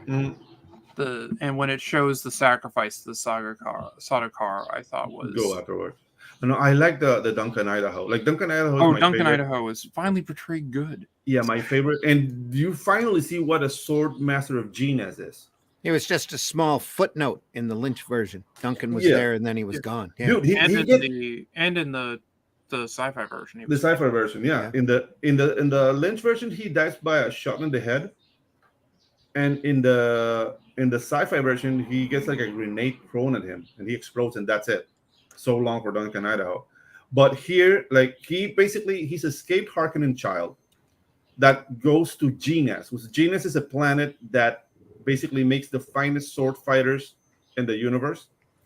And he's one of them and he's training the Atreides army. Okay. Yep. That's why the Atreides army lasted more than 5 seconds against a little bit more. Yeah, exactly. Yeah. A little bit more than 5 seconds. And that was very well portrayed also on the taking. Like when the Sardaukar came on behind the Atreides line and they just say Sardaukar and you see the Atreides doing their best, but it's just like, no man, this is Sardaukar. And yeah, like got their asses kicked. Yeah, exactly. And which is what should have happened. So. Yeah, exactly. You get to fear them properly. So that's the things that are really well done. Dr. Wellington Yue pissed me off in the movie. Who? Dr. Wellington Yue, the guy who betrayed Yue. Okay. Yue. Yeah. I thought his role was good in the new one. Some things were left out. Like his motivation for Wana. It's just like, dude, you have the time to do it in this dialogue. Well, it mentioned his wife and child. Yeah, but just like they have my Wana, but not the fact that Wana was locked up in a pain amplifier, how they're torturing her. Like, dude, like his motivation could be done a little bit better. That's all. I don't know. The loss of your wife and child is very, very motivating. but the Comments are open, folks. Yeah, like how the Welcome Baron to was, Dune Speak. Yeah, how the Baron was torturing him though. It's not because the thing like he has an imperial conditioning. Yeah. You know, the suit conditioning is like the suit conditioning that makes so he basically won't betray anything. Yeah, no, basically that his wife and child are being held by people, and you get an idea of what they can do just by what they're showing. Yeah, but the suit conditioning is you can put your hands on the Emperor. That's what a suit doctor is. So breaking that conditioning should be a little bit more explored. So basically, the importance of what Yue is. It's not portrayed properly. That's all I'm saying. Like, dude, to break a sick conditioning, you need more than say like, I have your wife and kid and they're dead or whatever. You need more than that. I don't know, but I might be looking at. I'm looking at it from a different point of view. That probably, if somebody was threatening my child, I would destroy them. Obviously, but neither you nor I have sick conditioning. Like you know what I mean? That's the only element. Like we don't know what that is. That was the point, though, of it that it overrode the conditioning because it mentioned he had the conditioning and he overrode it due to, and it basically says his love of his wife and child is what drove him to do this. I don't know. So Bill Sienkiewicz did the comic adaptation of Dune. Yeah. Yes, he did. There you go.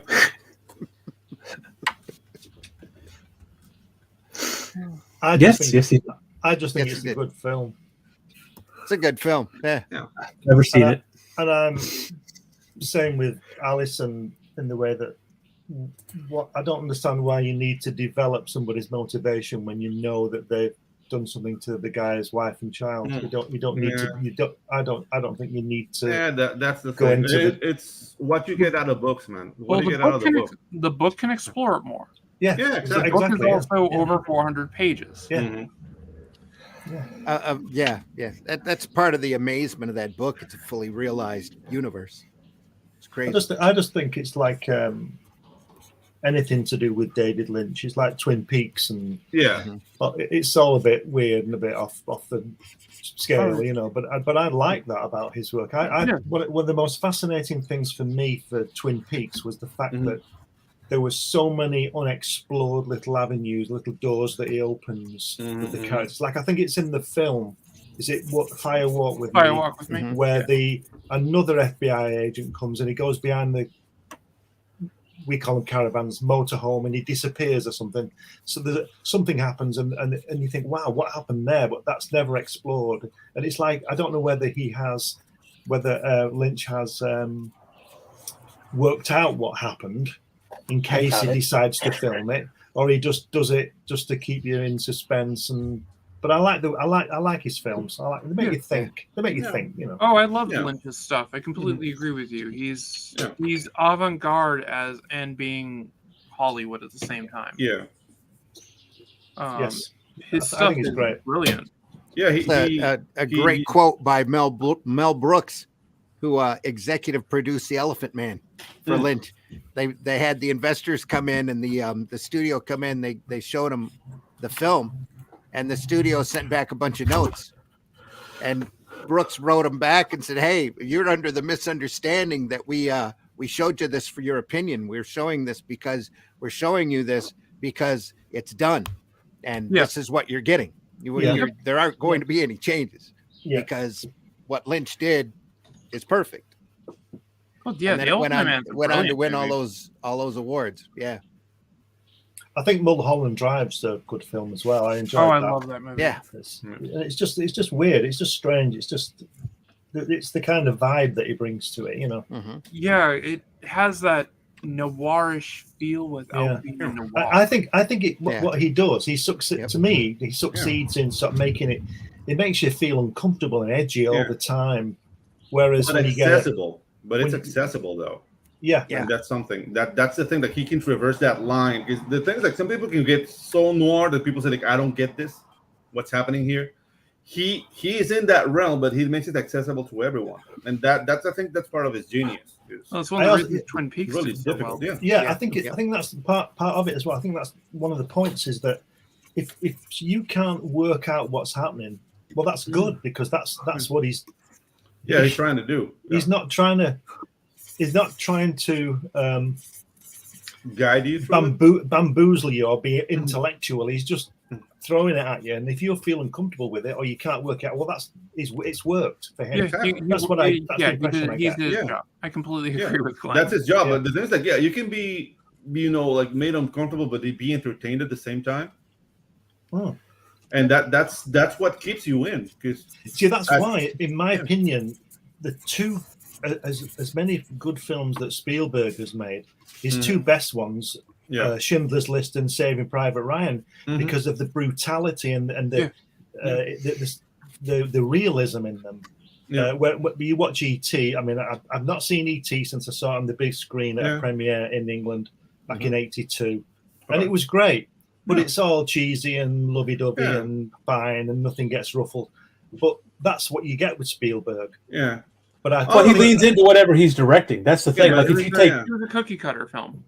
And like I remember Hook. I knew it was a Spielberg film, but I didn't realize it was a Spielberg film. But when you look at the world of Hook and Neverland, he leans into that world. So he's not even trying to be a stylish director. He's leaning into what he's doing. Yeah. And that's why you can't. Schindler's List and all that is brilliant because of that. And you're living out the quintessential uncomfortable movie, Jaws. Yeah. Well, that's something that Spielberg's like, dude. That's that's in that era back in the 80s. There's all of these films that are so really not perfect, but so don't dare reboot it. Yeah, exactly. They're just so well done, you can't touch it. Yeah. And I was going to say, I can sit through Lincoln all the way through, beginning to end, anytime. It's just a great film, you know. And the thing that Jaws is a product of the circumstances of the production, because the things like they couldn't get that animatronic to work, so this is like, let's not show it, and that's what made the movie. Yep. Yeah, it turned into a haunted house movie. Yeah. And the other big thing about it was it plays to one of the primal fears of humans of being eaten. And water. Well, and even when the shark doesn't come off real, it's still a great. Oh yeah, the shark looks fake as hell when you see it. Yeah, but the thing is, like with the music, Williams story. Just such a great era back, during that time. That, for the record, that soundtrack, very few people up there in Hollywood seem to have learned from, any good lessons at least. But like as far as his blockbuster imperfections, I don't think he cares. Like if you take like the paddock scene in Jurassic Park, first it's like he just walks over the fence, right? But then they fall down into the bottom, and it's a huge plot hole. Yeah. Or it's not a huge plot hole, but it's a. I don't think he cared. I don't think he didn't care. I call that shots of convenience. It's like this needs to happen now, so it's gonna happen. And it did, and still it's a classic. Who cares? Yeah, exactly. I haven't watched that movie in a long time either. One of my absolute favorite movies, Raiders of the Lost Ark. Yeah. One of the reasons I love it, the hero is not needed. Yep, true. It would have ended exactly the same way without Indiana Jones there. Yeah. He was more like a weakness, more than a hero. There's a huge plot hole in it. How the hell does he survive on a submarine without being inside of it? How did he get? The comic actually goes into it, right? Because it has the cut scene. What happened? It doesn't really make any sense, but it's a pulp movie, so it's okay. How does he get inside it? He doesn't. That's the thing. He does not get inside of it. He hangs onto it the entire time, and the pulp hero can survive that. Yeah. Now Indiana Jones as a pulp hero, he isn't Doc Savage. He lives by pure dumb luck. Right? True. That's very true. Yeah. Everything he does is a happy accident that he happens to live through. Here's a question for you then. I've been asking this question to people for 40 years and nobody ever gives me an answer. And maybe you guys will know. At the end, when the Ark is put in the box and the guy wheels it into the warehouse and the camera pulls back and we see all the other stuff. Why are all the boxes the same size? I don't know. Good question. Very simple. It's what they had for budget. Probably Right. Well, matter of convenience. For one, Yeah. but two, maybe it is just because the boxes are the same size doesn't mean that what's in the boxes are the same size. It Not could be really. artifacts of smaller artifacts and things like that. Yeah, It's I also a realize matte that. painting. But what of about Flamey art. what Well, about far the, enough what, back? Yeah. but what about Or the even art- still, how about this, Glenn? How about this? You don't want to put the arc in a different box than every other box because now Exactly. that Yes. puts It a will make it target recognizable. on it. Yes. Well, the but thing don't don't they forget. still call to the arc in it though as well, because even when they put it in the other box, it starts to deteriorate Yeah. the box. Yeah, Actually, Yeah. it burns logos. Like that arc has something. it's the against government. logos. We're gonna hold them Yeah. to being smart. I mean, Yeah. come on. Yeah, the Well, government basically hired the same people to make Mhm. all the boxes, Yeah. and they're all the same But it makes- size. so- And There God you are. help us if they Yeah. get something big. Okay. Typical government. Yeah. We just need 10,000 of these because we're going to have 10,000 items we need to store in a warehouse. In a warehouse somewhere. But it begs the question: what about the artifacts that are bigger than those boxes? That's why I said, God help you Yeah. if you get something bigger. I guess they have That's another warehouse. Yeah, it's a That's different warehouse. That's a big spot. The big Warehouse box 14. That's Yeah. where that goes. They have the second warehouse for the bigger objects. Yeah, big boxes and the bigger boxes, but they're all the same size. Did I watch The Big Bang Theory? Yes, I think I know the episode you're talking about. The There's an circle? episode where they steal the print that supposedly has the cut scene in it. Uh, I actually don't know if that scene was filmed. I know a lot about George Lucas and the movies he's worked on and Spielberg, but that's not a scene I know if it was actually filmed or not. I know it's in the script because Marvel adapted the scene in the comic. Off of the So script. that means it Yeah. was in a shooting script. So Yeah. there's a chance it could be filmed. But I mean, I've seen 90% of the cut scenes from like the original Star Wars trilogy, including like all the Anchorhead scenes, basically a lot of the unfinished scenes and stuff like that. They're all still in black and white that they haven't color coded and put anything onto them yet. I've also seen the B-roll scenes from like Jaws, along with some of the scenes like when the kid gets eaten. You can find the still shots that are left over from the cut scenes. They had the same Yeah, explanation. it's from the comic book.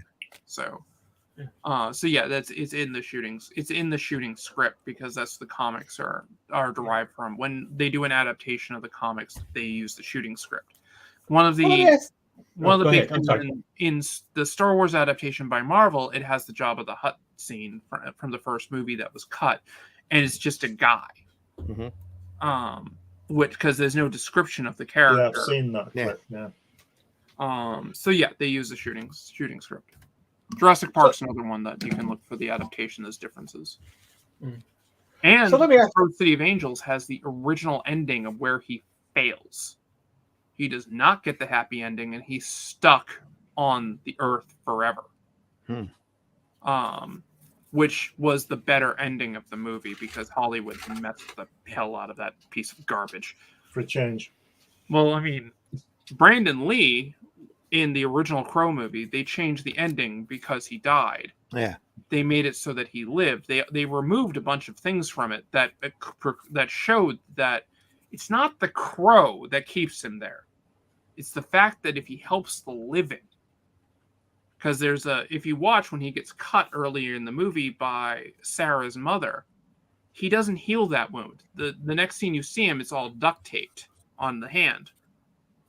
That's the first clue that you can't help the living, which is what the Skull Cowboy says to him in the movie. And those scenes are cut. But you can go back and find them all on YouTube. You have a lot better memory of that movie than I do. Well, I had a partial eidetic memory. Okay. It doesn't really work anymore. That was one of my favorite movies. I get the because it's interesting when they hit that. You know, you said that. Have you ever? There was a book by Poppy Z. Bright that did it. She did a crow. You know, yep. and it's right. So I thought it was brilliant because instead of going to kill the people who were responsible for murdering his lover, he went and started killing like the lawyer and the judges and everything like that. But because he was doing that wrong, he was getting injured, so he didn't have that invincibility. But my question was, okay, so have we always been this critical of movies? honestly, in the 80s, I don't remember being this critical about. We just didn't have the social platform with that gives us instantaneous reaction and trolling. Yeah. Well, I mean, I got mad by myself. I don't know about you. I took Back in the 80s. I took film courses in college. MIT actually has a crazy film studies program, and I took them as electives. So I got to watch and learn how to analyze films, and I have never been the same since. Yeah, that tend to happen. I mean, After you get into that, really it makes it hard sometimes to watch movies. So I think after I got out of animation school, I was ruined. Like, yeah, I can't watch a film anymore. It's just like, it really all sprang out of New Hope, because I remember fandom literally going crazy when that movie came out. And well, I know I was part of it. I was out digging up every magazine with every scrap of information you could possibly find, or anybody's opinion or anything like that. It became big discussion for the next couple of years. And then when Empire came out, it started all over again.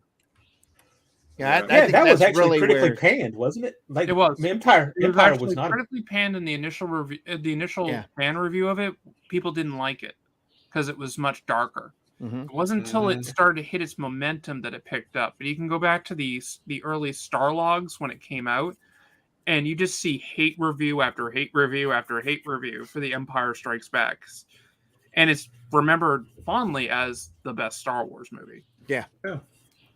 Even though it really doesn't have a plot, but sure. Show you these critics and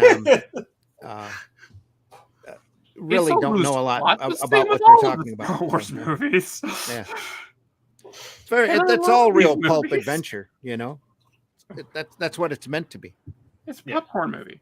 Yeah. I think that's why it's as successful as they are, you know. Joseph They're Campbell always rough said that and George tumble. Lucas was his greatest student, and I firmly agree with that. See, this is one of the things that I'm not saying I don't get critical of things, because I do, but I like, you know, and I respect what Pedro was saying about Dune and the adaptation and all that, and I understand the difficulties that would be, you know, having to be taken on board and the challenges, and it didn't work, and you know, all that. But sometimes, like Pedro just said, when he went to animation school, he can't look at a film again because they say these things.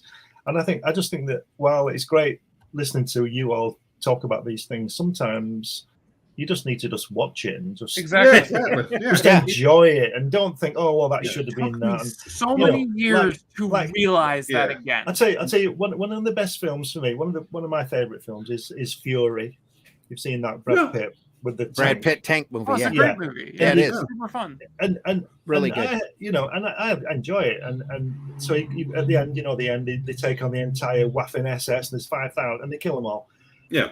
The thing, it's little things, and I enjoy it. But I say, even I have little things, and I think, well, why didn't they get the ammunition for that machine gun before they went in the tank, instead of having to get out in the middle of being shot? And why didn't the German just go behind it and blow it up with the Panzerfaust? But you've got to get past that kind of. You've got to get past that kind of thing. Yeah. And the other one is, I've never been in the military. I've never been in a war. But if I tell you now, if there was an enemy tank there with the lid closed, I wouldn't open it and have a look in, because somebody might be in there and they might shoot me. And that's what happens. I don't know. You know what I really loved about that movie, about Fury? It's just that from the beginning, you know how brutal it's gonna be. Yeah. And I love it because, dude, you get like the army, the German officer on a horse. Yeah. And this guy comes in and he stabs him in the eye, and he just keeps on stabbing. It's like, okay, it's gonna be this kind of right. Like I like it when movies do that to me. It's like the best scene, or one of the best scenes for me, is when they attack the guns in the trees and they just.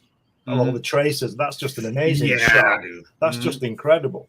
And I'm sure it doesn't happen like that, but it was entertaining. I completely get you, and it took me years to break that thinking of watching movies and just sit and enjoy them again. Yeah. That's when I started to change my feelings on a lot of movies and stuff. Of actually entertainment in general. Does it make me feel something? Exactly. Yeah. How did you feel while you were watching it? Before you analyze it, how did you feel while you were watching it? That's what I started to think. It's like, okay, did I enjoy this while I was watching it? And I can go back and analyze what they did wrong, whatever the case is. And if it's not blaring plot hole, like say a Jordan Peele movie, I can enjoy it. But if it's a blurry plot hole, that's the problem. Dude, I don't enjoy Jordan Peele at all, man. Like it's like I said about the show. David Lynch stuff. If you've got to realize, and if you don't know, you soon do realize that this guy's off his tree somewhere. The way he makes films, but they're really entertaining and they're really great. And I don't mean he's off his tree. I'm talking about when he's making the film. It's part of doing art. Bad though. movies are good. Yeah. You know what I really like. What phrase I'm starting to hate now, like guilty pleasure. Like, no, man, if you like it, you like it. Yeah. For example, I love Tremors. That's a movie I can watch over and Tremors! over again. I can watch that whenever it comes on. Yeah, exactly. That's one of my And movies like, I can't flip the channel when it comes on. Yeah. So much fun. Yeah, I don't think that should be a guilty pleasure, or even They have that kind of thing. They have a great quote in the movie The Big Chill that says sometimes you have to let art flow over you. Yeah. Exactly. Yeah. It's there for what it's there for, and just enjoy it for why it's there. And you know, I love they used to have a movie channel on cable called Spotlight, and every Thanksgiving they'd have a turkey festival where they showed the worst movies they could possibly grab. I used to look forward to that show because it was always the schlockiest, nastiest films that you could Attack of the Killer Tomatoes and dude. great stuff. I was talking about a favorite, Attack of the Killer Tomatoes. It was that guy. Just great bad material, you know. It was that guy who bought all the B movies when they came out of copyright, and he put a series out, and they were the worst movies ever made, and some of them were the best movies ever made because they were so stupid and absurd. But he made a fortune on distribution, on showing you how bad these movies were. Yep. Dude, I mean, Buckaroo Banzai, The Toxic Avenger, Attack of the Killer. I'd rather go to a trauma festival than watch The Remains of the Day, for example. Oh yeah. And I was like, oh my god, it's such an accomplished movie. The one thing I'll say about like going to a trauma festival is I know exactly what I'm going to get. Yeah, exactly. Yeah. And that's the thing. Like, I be upfront. This is gonna be dumb. Well, I've told you that story before about the Planet of the Apes. I've escaped from the Planet of the Apes. I've told you that story. I mean, this is what you got. You know, this is what you're going to get. What do you expect? Escape from the Planet of the Apes. You know, and seriously, the odd ape in it. There's not enough new Grindhouse movies out there.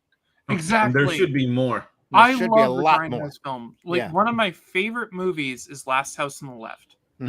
Nice. And I love Wes Craven in general. Pretty much anything he does, I loved. But that's not a horror movie I typically like. Horror movies for me, I much prefer supernatural. I do not like things that are realistic. Like slasher or gore or. Well, no, I like slasher gore horror in a lot of ways. But one of my absolute favorite movies is Nightmare on Elm Street. And when you you can go more slasher than that. The amount of blood you use, I'm all for it. And have you seen my art? I mean, I literally have blood at 2,000 psi. Would you say that Dark Star's a Grindhouse movie? Oh yeah. In a way, is it the first one? No, I know it's 1974, but the Grindhouse goes back to the 60s. Actually, I think it goes back to the 50s with the drive-in theater. The drive-in movies are like proto Grindhouse. There are a lot of kid Grindhouse movies out there too. There's the Computer Who Wore Tennis Shoes and The Monkey's Uncle, and there's a whole slew of really bad Disney movies that are so worth watching as long as you understand what they're there for. With Monkey's Uncle, with Dark Star, Bullwhip Griffin. You know, with Dark Star, Roddy McDowell, just horrible but great. Love Bug is up in the Love Bug, yeah. I don't know if I consider Love Bug a Cannonball Run. But they gotta love Herbie. That's where I saw Blackbeard's Ghost and I love that movie. It's so bad, it's great.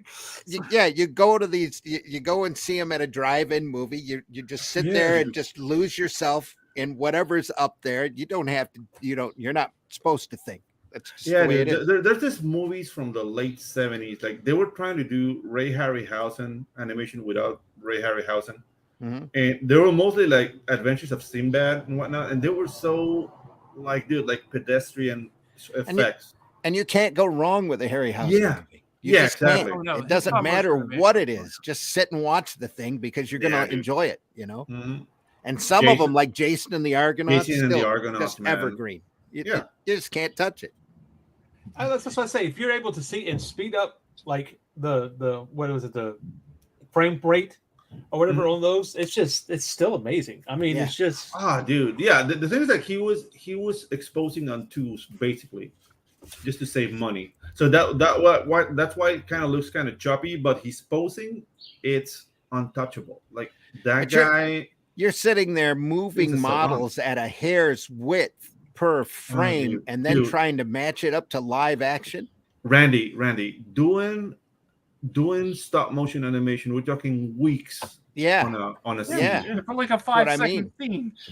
No, actually, amazing. Like depending if you have like four to five characters in the scene, it could be a month for a second. Like it's incredibly difficult. And the things like you light it all. Like, give me a second. Like if you light it all, and then you're shooting and one light moves. Yeah, you have to start all over again. Well, it's even worse than that. Nightmare. You light the scene, and as you're moving them, then the clay melts. Yeah. That's the thing. No, the thing is like even Valley of Blondie is worth sitting through and watching just because the effects are amazing. Dude, like I never done stop motion professionally. I did stop motion in school. Yeah, and dude, it was a nightmare. Yeah, I never fought so much with so many people at the same time. That's one of the reasons that the attack on Hoth is one of my favorite scenes. Because it's all stop motion. The tauntauns, everything moving. Yeah, everything that moves is stop motion. It's just if you want to know a story about a mistake, have you seen the film Thunderbirds Argo? You know when the 0X crashes, there's an aircraft called a 0X, and not 0X, a Fireflash. Fireflash. The passenger plane. You've seen it.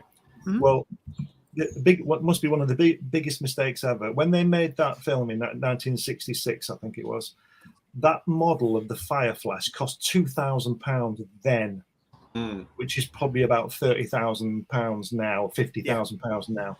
And but they forgot something. They forgot that at the end it was going to be destroyed. It was going to crash and blow up in that lovely Thunderbird fashion. But they didn't make a secondary model, so they blew up the prime model because that was the only one they had. Wow! So they blew that beautiful aircraft to pieces because they didn't have a. There you go. Dude, I remember the Thunderbirds. All those puppet shows.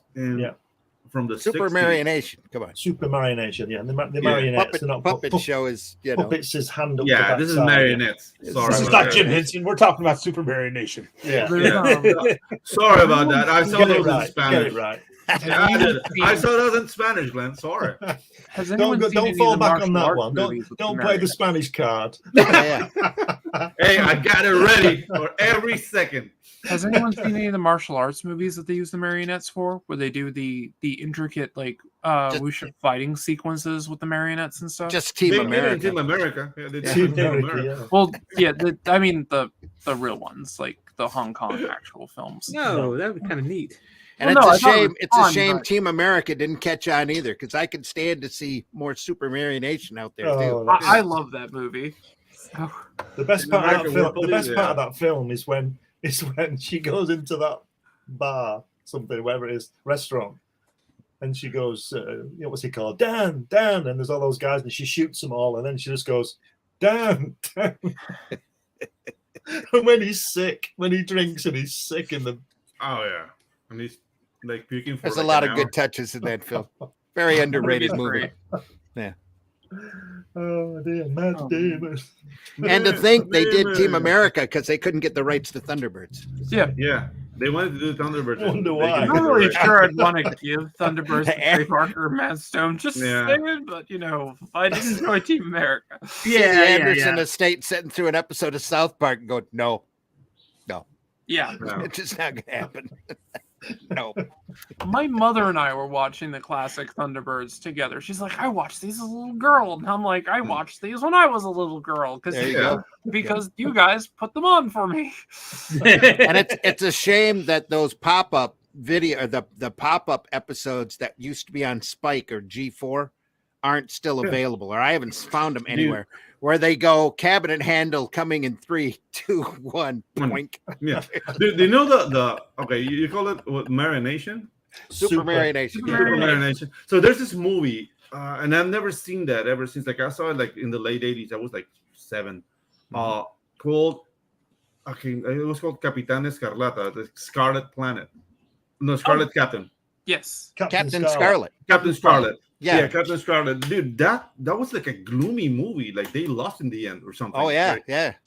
That was about the darkest Super Marionation show that you could imagine. Yeah, dude. And that marketing, that stayed with me. Like I hate Captain Scarlet couldn't die, so they had to test that every episode. Yeah. Yeah, well, the Matt Black Gaming's there with the Captain Scarlet, probably the best looking male puppet to date, gets shot to shit.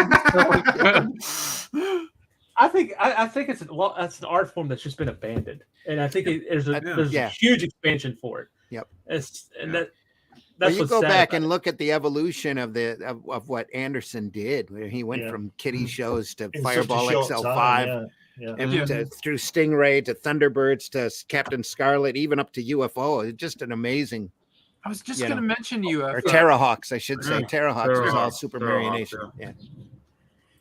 With mechanics and everything and its advancement now, it'd be really interesting for them to come back to it and explore that art form a lot more. Yeah. And amazingly, to produce, though. Amazingly, they still hold up because MeTV early Sunday morning is still showing Thunderbirds. I sat through an episode a couple of weeks ago, and I'm like, I forgot how great these not the effects, but the stories were great too. Just really well done. You see, without getting into it too much, I guess, but you can see with the animated series what they've done with it. They had to change it all, didn't they? Yeah. Then you try to see that Nickelodeon movie that was, oh my goodness, dude. As a kid, like I remember, like you were picking like which ship without pilot. You know what I mean? Like when I was watching the Thunderbirds, like that was the thing. I was like, wow, this is so cool, and it's just lost. Like, what show would do that today? Like the only show that kind of did that to me, like I want to run with a dinosaur, was Primal.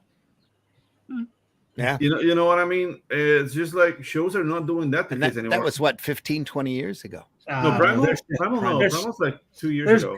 There's good kids shows. Must be a different version. Yeah, you mean you're talking the Jendy Tarkovsky animated? Yeah. Okay. The animated show. The animated show, Primal. All right. Yeah, he's brilliant. Yeah, he's brilliant. Now his new show, I'm still the jury's still out on the new show. I'm only seen 4 episodes, like Unicorn Warriors or something. It's called. I haven't watched it yet. I'm looking forward to sitting down and watching it, but I haven't. I watched the first episode. It didn't catch me. The thing is, like, he's doing something very interesting. Is the character design? It's Popeye. Like he's going to the old Fleischer, but he's applying like new.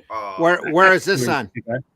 It's on Max. It's on Max. Yeah, it's on Max. Yeah, it's on Max. And the thing's like you see it in the way he animates, like how he handles lip sync, how they react. It's full on animation like Popeye. Like it's kind of cool. But the thing's like the concept is modern, the effects are modern, so it can get a little bit jarring. If you ever get to find, it's mostly storyboarded and everything else like that. But there is a full release of the Popeye movie he was going to do. Yeah, script and everything. If you could ever find it, I'm telling you, watch it. It would have been brilliant. There's a test reel of that out. Yes, on YouTube, isn't there? Yes, that's YouTube. I saw it on YouTube, so I mean, you could probably dig it up. But I started watching it. I didn't really think I was going to finish it. I finished that movie because he doesn't just call it, Popeye, like the 80s cartoon Popeye and stuff like that. He calls all the way back to Alibaba and it just if you know Popeye, you get where he's going with this. He is a Popeye fan. So he's a strong fan of Symbol Theater and also the Fleischer cartoons. Yeah. Oh yes. And not only the Fleischer cartoons, but the Fleischer cartoons with Ub Iwerks resigned Disney and went to work for Fleischer. And that becomes like the difference of why the Fleischer cartoons started kicking Disney's ass in the 30s. Yeah, it's because like everything was cooler on with the Fleischers. It's just they didn't capitalize. Like he came out with Snow White, the Fleischers came out with the Gulliver's Travels, and that was the end of the fight. Yep. But dude, it's awesome, and he's like taking inspiration from that. So the thing's like I want to see. I've seen 4 episodes so far. I don't want to say I'm not impressed. Like, dude, there's a lot of cool things about it, but I haven't been caught up by the story so far. So that's the problem. That's the problem. It's not even the animation. It's just it's a rehashing of Save the World kind of thing. And I'm like, okay. I'm like, Are you talking about Unicorn Warriors? Yeah. Okay. Has anyone seen the Fleischer Studios John Carter stuff? I've seen some of it. I've seen the tests. Yeah. That was beautiful. Yeah, it was beautiful. That would have been amazing. Bob Clampett. But very, very expensive to produce, though. Yeah, like, that's the thing. That's why they dropped it. Yeah. But, they always had a problem with money, though, because they always did quality over cost. Mm-hmm. And they didn't know how to market properly. Like, if there's something the Fleischer Studios couldn't do that Disney could, is to market properly. Well, yeah. And that's dude. At that point, it's just like we need to put our shorts before the big picture. Like that was the business for them. The difference between the Fleischers and Disney is that you look at Disney, he wasn't an animator, he wasn't that, he was a visionary. Yeah. And what he looked at was where we were going. Fleischers were looking at cartoon and the craft. Disney was looking at how do we advance, because even he abandoned the animation department after the whole strike and everything. He quit. Yeah. He moved on from that. But I mean, what was it? His name always messes with me because it's spelled weird and then pronounced weird. Uber, his right Byworks. Byworks. Works. The guy who basically made Mickey Mouse. So. Yeah. Dude, Byworks invented the multiplane camera. It's just like it was a different design from Disney, but the concept and how it works, it's basically a Byworks idea. He showed it to Disney while he was working at Disney Studios, and then he changed the design a bit. It's like, we came up with the multiplane camera. That's one of the reasons why Byworks quit Disney. Yep. Well, one of my favorite things about Disney is in the late 1970s when they were when everybody was doing the space movie, and they did the movie that got me interested in becoming an astronomer. They Black did Black Hole. Yeah. And they tried to get the technology that Lucas used from ILM to do the shots, and they all right, we'll give it to you for this, and Disney's like, no, that's way too expensive. We'll just make our own, and they did it better. Yeah, exactly. That's how Disney operates. But yes, if anybody wants to know what got me to basically get into physics and all that, it's the movie The Black Hole. To be completely honest, the Black Hole, I didn't enjoy that movie because of that movie. Yeah, I didn't enjoy that movie that much because it was quite somber. You know what I mean? It wasn't like a hopeful movie. It's gothic horror. It's dark. It's like it's Disney? Literally a gothic horror movie. I mean, the Cygnus is a cathedral, gothic cathedral. It's like Event Horizon before Event Horizon. Well, Event Horizon pays tribute to the Black Hole. Yeah, exactly, to the Black Hole, exactly. I mean, they take shots directly from the Black Hole and put them into Event Horizon. Yeah. It's another movie I need to sit and rewatch. Oh, dude, Event Horizon is awesome. Event Horizon I love. Yeah. I just sat through Superman and the Legion of Superheroes, which is the latest animation thing from DC. It was horrible. I mean, I love the Legion, and their designs for Legion were nice, but the animation quality on that was goofy to me because they kept running thick and thin lines in weird places. They kept doing hard black outlines on a lot of stuff, only on one side of the figure, and then the other side didn't look right, and it was very distracting. Randy, I can tell you what they were trying to do with that. When you thicken the line on one side as opposed to the other, they're trying to obey lighting. Well, yeah, no, I know. That's the principle. Years. I know about line. Yeah, no, but why is it jarring to you? Because you're really talking about going from a solid, thick black line, and then on the other side is a thin flesh line. Yeah, but the thing is, like, they're doing that, but they're not following the lighting, and that's why it's jarring. Okay. Yes. That's why it's jarring. So, on principle, I think it could be a miscommunication in the production line, or basically they were trying to do something and they ran out of money. You know what I mean? It's just, I don't know. It just all of the other DC animated films that I've watched have all been really good and solid. And this story was nice. It wasn't Superman and the Legion. It was really Supergirl. And Supergirl, but it was still really mistitled. But the story was okay. The character designs were great. It's just that the animation on it was just goofy. Yeah, the animation and jarring threw me in that. But the the story and the characters and all that I enjoyed, but yeah, I had issues. I haven't seen it. It's like they were veering away from their standard style and trying to get more like Jose Garcia Lopez look to it. Gotcha. A little bit more of a realistic look to it, and then the black lines were just I'm just looking at that and going that looks really goofy. They were trying to do that. They were trying new things and they failed. Michael in the house, nice to see you. But so, for me, one of the best cartoons, superhero cartoons, is the Legion cartoon that was on the WB Kids. Yeah. So at least the first and half of the second season, and then the writing just went straight into the toilet. I think because they ran out of budget or whatever. But it's still a really fun show. It was a great show. That I consider that very underrated. Yeah. Most people don't even know it exists. Yeah. But, that was a fun when I threw my little one-day shows here in Flint, they had a projector that would we could a couple of little screens in the community room where we had the show at, and I brought the Legion. I'd show Johnny Quest for a CD, and then I'd show a Legion CD, and everybody would go, "Where's that from?" And then some really, really old black and white cartoons that were, the public domain stuff that hardly nobody's seen. The early Fleischer, Inkwell, Clown, and early Betty Boobs. You know what I really love showing when I do animation showcase?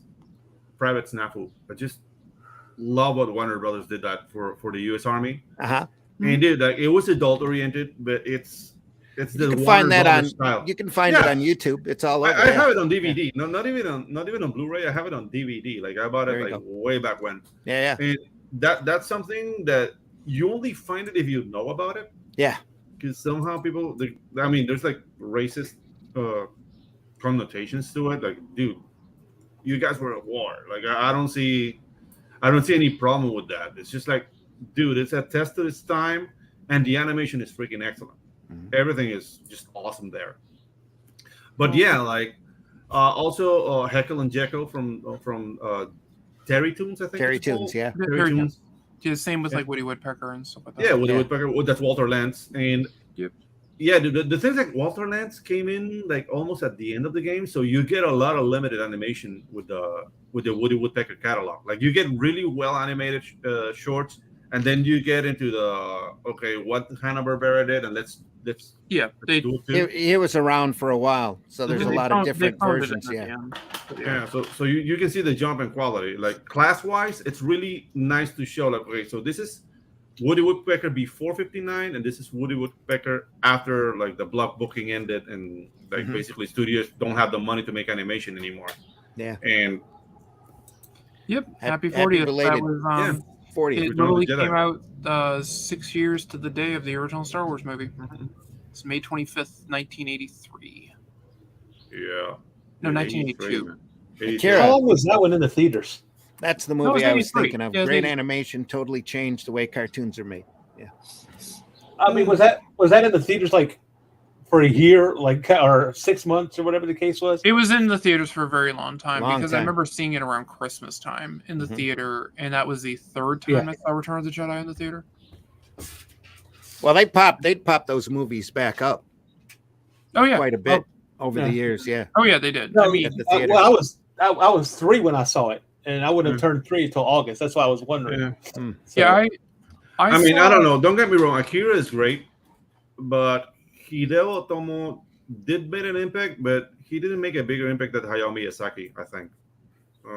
And that's just me. Yeah, no, well, Hayao Miyazaki changed animation when he did Nausicaa of the Valley. Yeah, Nausicaa of the Valley of the Winds, I think it has more impact than Akira. And dude. And the thing is that Akira is a masterpiece, don't get me wrong. Like the sequence of the buildings and the crystals, the crystals falling. It's like individual animated.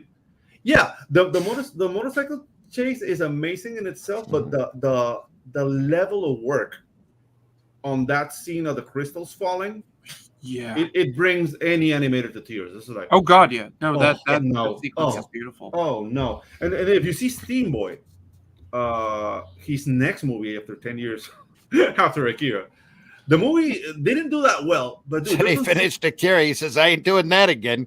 Yeah. A decade later, he gets back up and does it. Yeah. Yeah, dude. Like, the thing that with Steamboy, the movie didn't do as well as Akira, but there's some sequences in there. Like, dude, this guy's insane. Yeah. Like, this is not viable in that production. You have to be Hideo Otomo and somebody who's like, "You're Hideo Otomo. Here's some money. Make what you want." Well, it's like with Spriggan. Yeah, Spriggan. He was attached to Spriggan. He wasn't the main director of it, but he did a lot of the visual work and designs for Spriggan. And he did a lot of the key poses in the animation, and you can see the sequence where his hand is in it. You know, that's the thing. Like, there's this sequence with a guy that has like a Gatling gun in his arm. That thing. Well, the entire ending is him. Like the whole thing when the arc rises and everything. That's all him. Speaking of ending, what? It's time for us to go. Actually, it's almost like 11 a.m. We've been talking about comics, folks. It's all we've talked about this whole episode. Entirely comics, nothing else. Yeah. Yeah. We appreciate everybody watching deeply. We want to invite you back next Sunday when we might actually talk about comics. I'm sorry about that. I think I derailed the whole thing. No, you're fine. You're fine. That's all of us. I knew this show was meant to wander. So okay. Folks, if there's something you want to have us address in the future episodes, leave a comment in the comment section over on YouTube. How about comics? Comics, that would be great. Great movie, way cartoons. Michael says, have a good day. You too, Michael. You too. Let's say we did start off with Watchmen. So we did. Yeah. For more Watchmen, check us out Friday mornings, 5 a.m. We're up to Watchmen issue 5. This Friday, we'll be talking about that on Comics by Night. We'll have a little bump for that as we go out the door. Pedro, let folks know where they can find you. Okay, so guys, if you want to learn how to animate, come to my channel, Pedro Ang. We have the 2 first classes of Learn to Animate with me. And we're going to go full classical, no CGI, no nothing, just the principles of animation. So it's going to be a couple exciting months.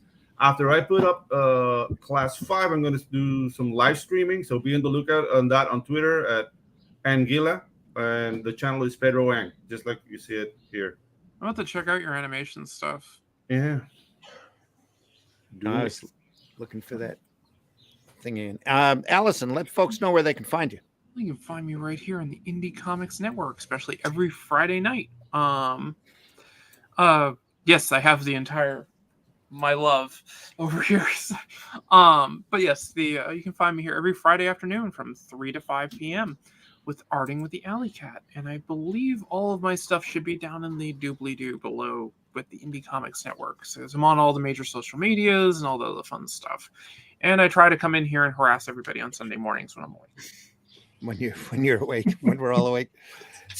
Tell folks so they can find you.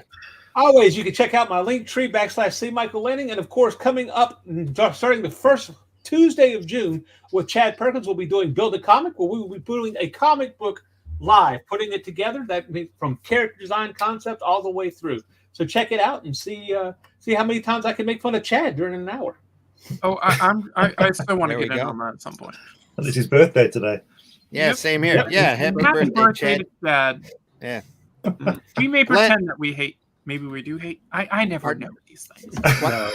No, we don't hate Chad. No, we don't. We don't hate Chad at all. Who's Chad? Exactly. Anyone who dresses up as a pickle for fun's got issues. He never said he didn't. So we can give him that. Welcome to comics. Yeah, right. Yeah. Glenn, tell folks how they can find you. You can get me on all the social media things, Facebook and all those wonderful platforms that we have access to. And tomorrow you'll be able to get this in Waterstones and all leading bookstores throughout the world. So I believe tomorrow. It's a book about it's on pre-order now. It's actually in the stores tomorrow, I think. So I've been told. And it's my 2 journeys to Jack Kirby's home in California, where I got to speak to him for many hours, and I wrote about it in that book. Later on in the summer, this is going to be published by New Haven, as is the Jack Kirby book. New Haven Publishing, and this is my character Hatch. This is the 2nd book, that's available soon. And you can also find me on Amazon in the pages of Comics Unlimited, which is a 100-page magazine I produce about comics. Randy's in there, Russ Leach is in there with interviews, all kinds of stuff, articles, and lots of great artwork. And you can find my books, science fiction books and children's books and whatever, all on Amazon. It's about bloody time Hatch returned. Completely agree with Matt Black Gaming. Say what now? Didn't understand. About bloody time Hatch returns. I love your Hatch artwork. It's right, okay. Yes, it is brilliant. about bloody time. Yes, well, he's getting there. Just be a bit patient, a bit longer. And folks, I've been your host, Randy Zimmerman. You can find some of my work over at aerocomics.store, where you can find books like HeroBot Zero, which is a great story of a 3-foot-tall giant robot as he defends the city from menaces. And also, there's a second issue of HeroBot Zero out as well, with a cover by Scott Rosema, all sorts of different artists in that. C. Michael Lanning did a book called Calico of Shard that I wrote and created. C. Michael did the artwork on that. H.R. Harris did the artwork on Paragon, which is a superhero story that is very near and dear to my heart. And we also have Revolt over there as well, which is an anthology book that's got a Hatch story in it. It's Russ Leach did the second issue cover that'll be available shortly, and as well as a story inside of Revolt number 2.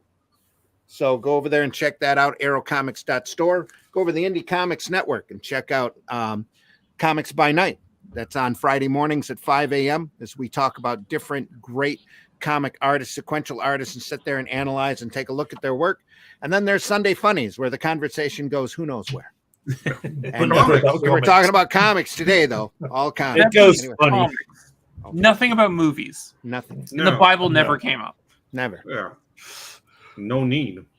We'll be back again next Sunday morning here on Sunday Funnies. And in the meantime, we wish you the best. I'm sure there's something I'm forgetting, but happy anniversary to Russ. Hey, yeah. So Yeah. Cheers, Mike. we hope you have a great day. We hope everybody has a great week next week, and we'll see you all soon. Yeah, happy Memorial See you Day. soon. Step out with a few bumpers, and we'll see you all soon. Yeah. Bye. Oh, go buy independent and alternative comics, especially ours. And join my Patreon and get my manga. There we are. There you go. Here we go here.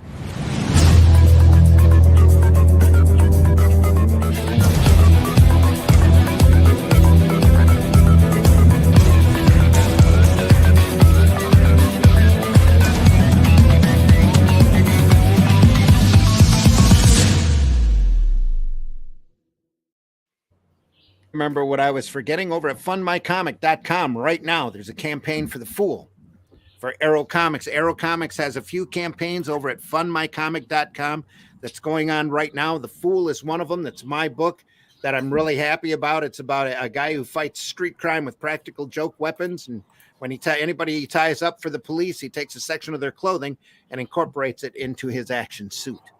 And the story is great. It's very self-contained. I'm very proud of it. Artwork by Chris Tyson, coloring by Patrick Gama. And it just looks really good. And Patrick's working on another book for me right now as we speak that looks like this. It's going to be a lot of fun. Cool. Nice.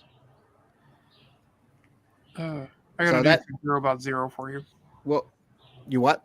I gotta do your little mecha guy. I definitely gotta do him. Absolutely. Be fun. And on top of that, over at Fund My Comics, there's campaigns for Chrome Dog. I believe Soul Tack is fulfilling right now. Rift Riders, I know it's fulfilling. There are Arrow tiers in the Fool campaign where you can pick up. The first tier is 8 books for $50. Second tier is 6 books for $40. And it's all great comics by a lot of different people, not just myself. Luke Stone's Hybrids is over there. Soul Tack's available. Chrome Dog's available, and also Arrow Comics 3G's first book is also campaigning over there. That's AR13L, The Little Mermaid. So go over there and take a look at that. It's a lot of fun by Pixel and by Eric Hodson. So well worth your time. We'll see everybody soon. Take care, everybody. FundMyComics.com, ArrowComics.store, IndieComicsNetwork.com, Indie Comics Network over on YouTube. Check us out. See you soon. See you, Ryan. He said scrolling down. Great seeing everyone. Take care, guys. We'll see ya. The views and opinions expressed within the video content found on the Indie Comics Network are those of the speakers and do not necessarily reflect the views or positions of the Indie Comics Network or its sponsors. I keep hitting that button. It never goes through right. Here we go.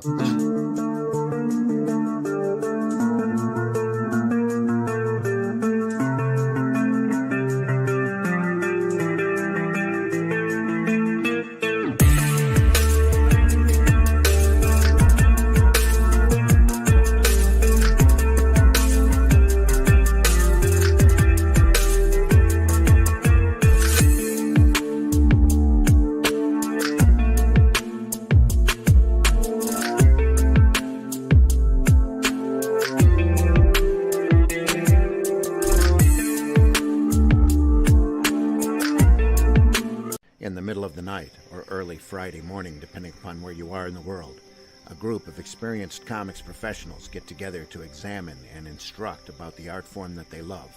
That's great comic artwork on Comics by Night, Fridays at 5 a.m. Eastern, here on the Indie Comics Network, indiecomicsnetwork.com. What was that? This is not a charade.